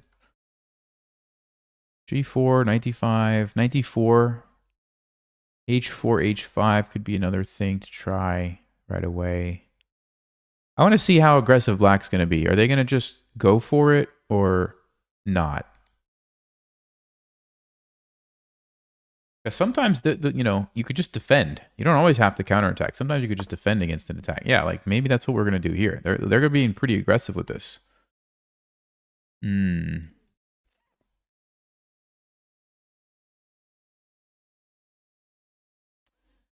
Decisions. Option 1, we don't take it. Let them take, and we just do that. Option 2, we take it and just plant the bishop there. Queen's going to come out. Yeah, it's going to be a little tough, but I think I'm okay with that, honestly. Let's do it. Let's go. We'll play a little defense. I don't usually do this, but let's play some defense today, guys. The reason we're going to have to play defense is because now we have all the files open on our king, right? But if we're able to trade pieces and simplify, we've got 2 connected passed pawns. We're going to win pretty much every endgame that we might end up in. So, how do we defend? There's a couple of key things. Let's see. Number 1, I don't want to let the bishop pair up with some pieces and cause me problems. So I'm going to look for an opportunity to plant my bishop here and not let that bishop do anything. That's one thing. I'm not going to go there now because of the knight, but I'm thinking about putting my knight maybe, and then after the trade. Okay, they just left. So now might be the time where I will put this here. Now, we have to watch out for the knight jumping here, obviously. Don't think I want to trade because then this square is nice and open for the knight. So I think I am going to probably do that. Now, if they play e5, I will have to move, but then they've permanently shut down their bishop. So I think it's okay.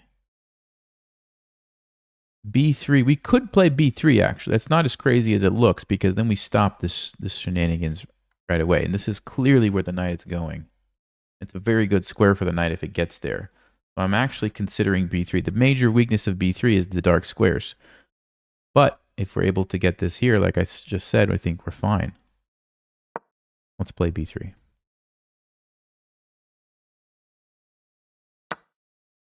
Oh, there's knight takes e4. I blundered. Uh-oh. I didn't see this. Oh, that's really bad. That's really, really bad. We're going to lose. Okay. No, we can't lose. I can't afford to lose this. I missed that one totally, guys. Oh, boy. Okay, we have to go here. Temporarily, we're holding on, but I totally missed this. Oh, why did I do that? Okay, I want to get bishop d4 in. If we get the bishop back here, we have a chance to survive. So bishop d4 here. Okay. We still have a glimmer of hope, guys. We have a glimmer of hope. Let's go ahead and do it. I'm probably going to defend this knight and use it as a blockade here by playing a4. I'm going to force black to have to sacrifice to open things up. This is defended.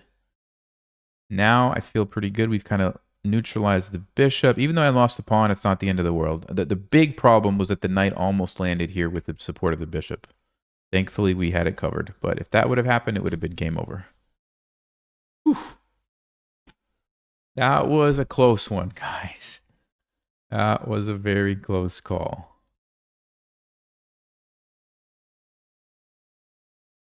This bishop's going to be a great defender, though. Okay.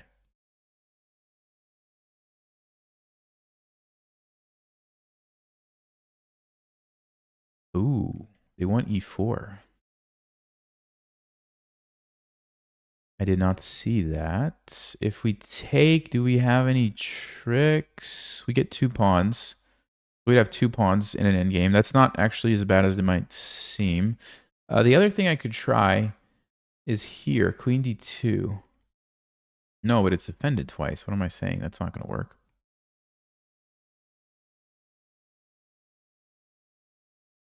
Ooh. I might have to take the 2 pawns, guys.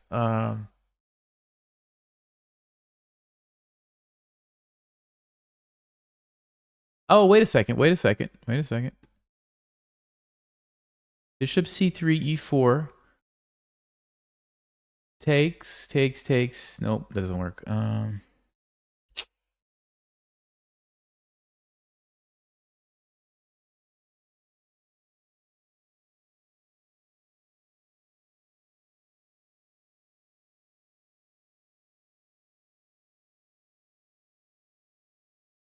Yeah, I'm gonna have to play the end game. 2 pawns for the piece. Not ideal. I didn't see this. That was good. That was a good move. Okay. Would I rather have 2 knights or a bishop and a knight?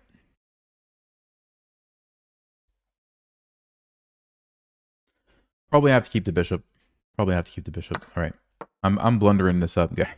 I am blundering this all up.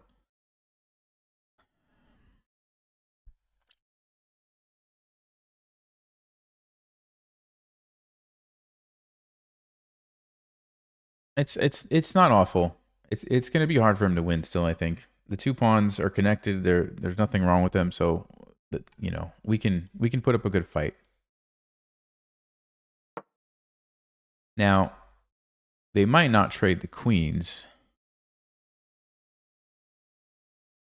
which honestly is what I'm more worried about.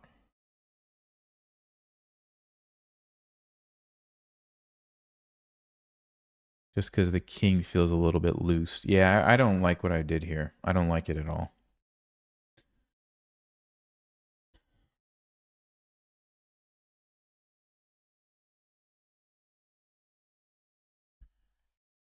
Come on, guys. We got to hold on for one last game. Otherwise, it's going to cost us 11 points. We can't afford that right now.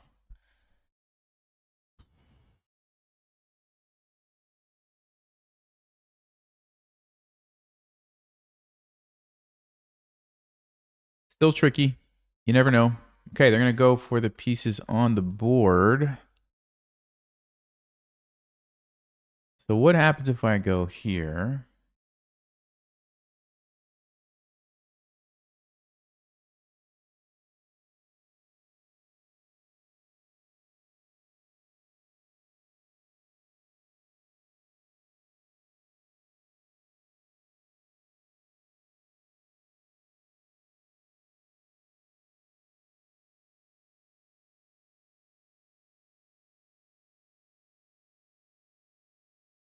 Queen d4, they take, I take. Oh, that's interesting. I don't think I like that as much.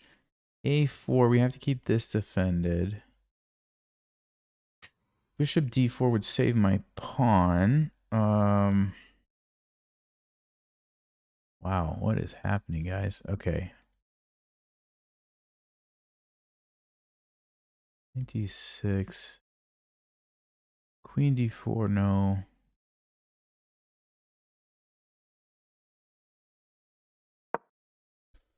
I don't want to lose this pawn.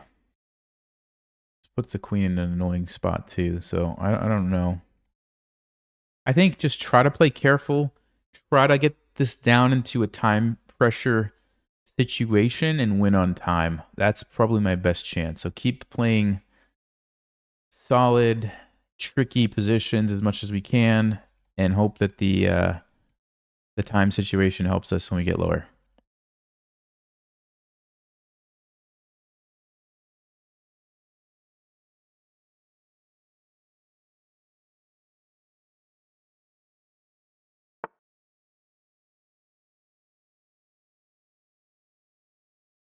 Okay, so they're attacking the pawn. Maybe f3 to stop that. Or I don't worry about it.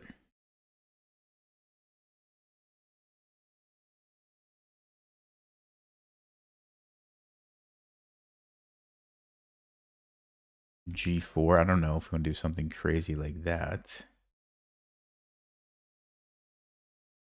They want to bring a rook here, obviously, so that's what we have to watch out for. a4, let them take, and then play something like queen c3. No, I don't think we can afford to lose this pawn. This is a key pawn. We got to keep that. So probably just got to go f3.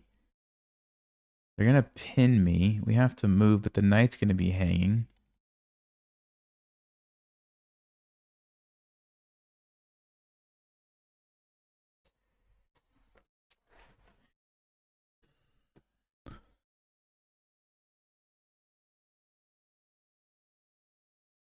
I don't know what to do. I don't know what to do. f3. Rook d8. I need a move. I need a move to play in that position. a4. Maybe I just go for that. Okay. They're going to play rook d8. I'm sure of it. Okay. Now we have to deal with the pin. The next move will be a queen move somewhere that defends this pawn. Probably.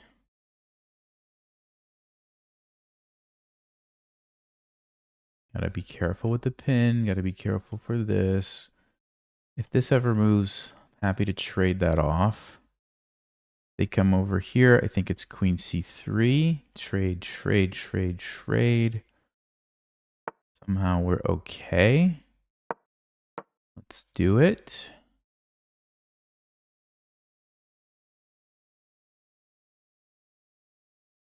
Okay, not in time trouble just yet. Take this way to keep everything defended. Yeah, if we can get the queens off the board, it's going to be a lot easier for me to use my king and my 2 pawns to be real annoying. His king is far away. It's just the queen that's a problem. Because the queen is so powerful, I have to be really careful I don't just get checkmated, right? I'm looking for an opportunity to trade queens.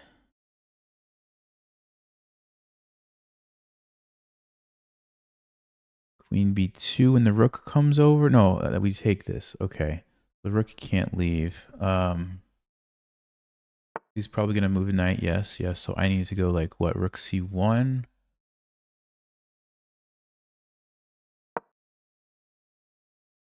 Yeah, so we still have this threat here. Ah, he wants to jump his knight in. Ah, interesting, interesting. But then we could go... Yeah, we could go knight b5. Okay, so I'm holding on. I have a time advantage. He's going to start panicking pretty soon, so we just need to hold on for a few more moves. Then it's going to be time pressure. That's when we're going to get him. That's when we're going to get him. Can I go here?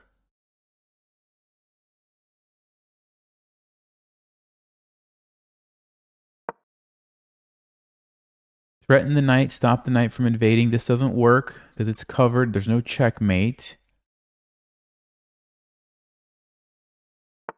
Okay, now maybe we can get that queen trade that we wanted.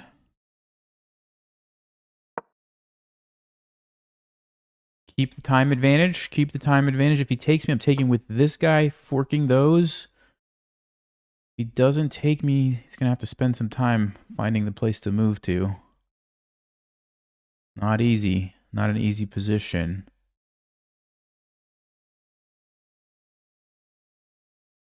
Almost a minute advantage. This is good. This is good. This is putting a lot of pressure on the opponent. Up a minute.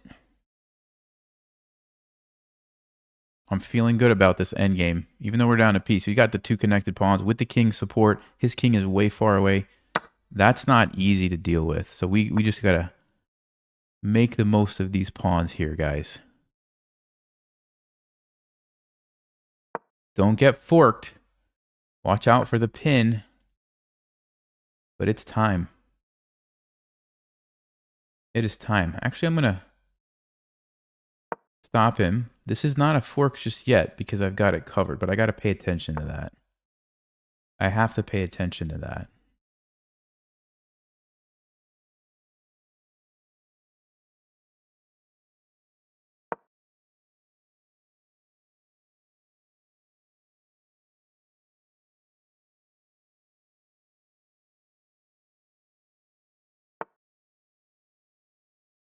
What's he doing? What's he doing? What's he doing? Why did he go there? Why did he go there, guys?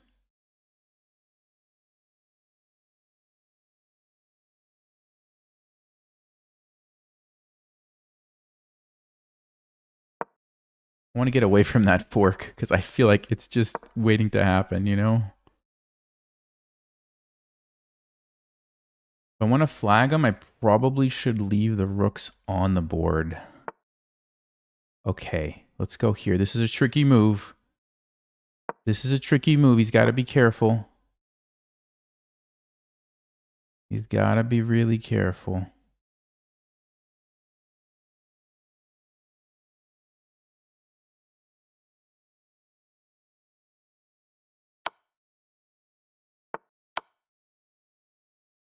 The fork. Okay, he dodges that. Let me go here.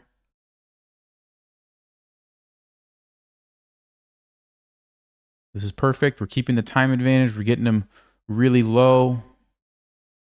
Tricky position.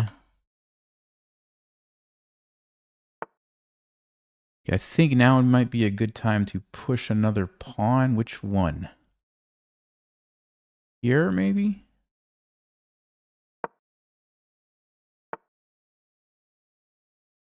Make sure I don't get forked.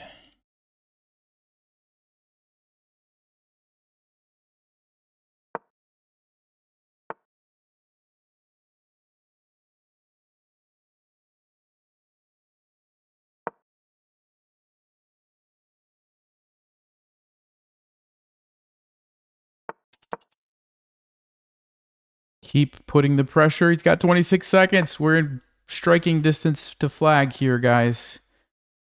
Don't get forked now, Nelson, and you're going to win. He blunders the knight. That's what we needed. That is exactly what we needed, folks.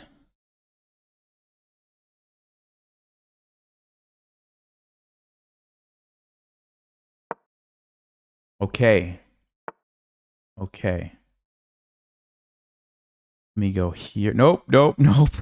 Don't go there, Nelson. Don't go there.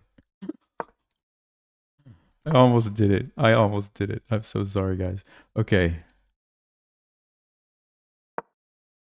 Okay, don't get flagged, Nelson. He's trying to make a comeback here.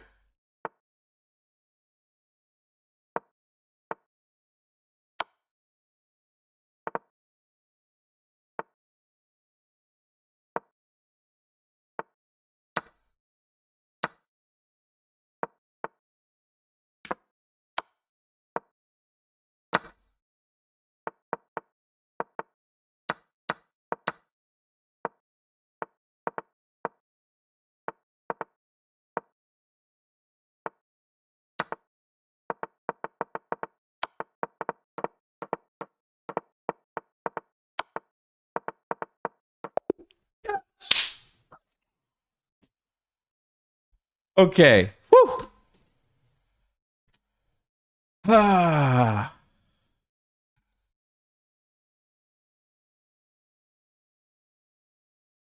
That was tough. I didn't know if we were gonna do that one. That was very tough. Look at that. We were so dead lost. Oh my. Whew. Okay. 2480. How bad was it? Exactly how bad was it? B3 was awful. He had knight takes B3? And then is it queen A5 or what? Then knight takes E4. Oh. Because now there's a rook here with the bishop. Oh my. And I'm losing my queen for one thing. So he missed knight takes B3. Here it's still really bad for us though. Oh, he had it again. Knight takes B3 was the key move. If he would have noticed this, we're just done. If I try to take the free knight, what's happening to me? Queen A5 now. Yeah, nasty. Nasty. So we got lucky that he missed knight takes B3 both times. Still, I'm not doing great here. But there's no obvious win.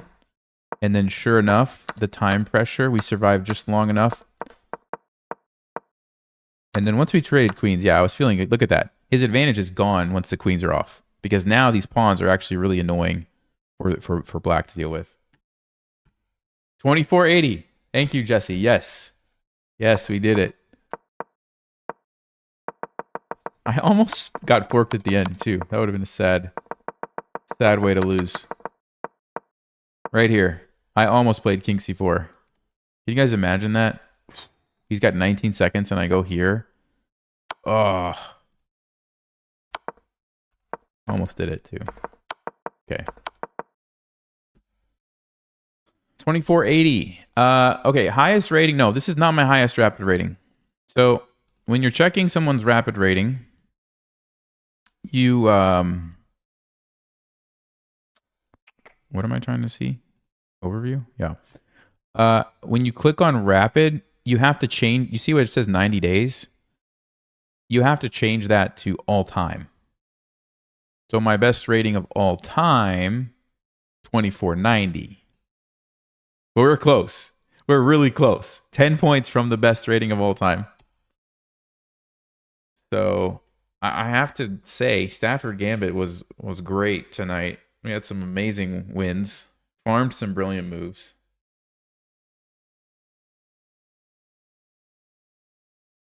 Man, okay. That's it, guys. Have a good night. This was great. We had 1, 2, 3, 4, 5. We had 6 wins in a row. 2 losses in a row, and then 6 wins in a row. Pretty happy with that. 2,500 next stream. Let's do it. We'll try. Take it easy, guys. Stay sharp, play smart. Take care.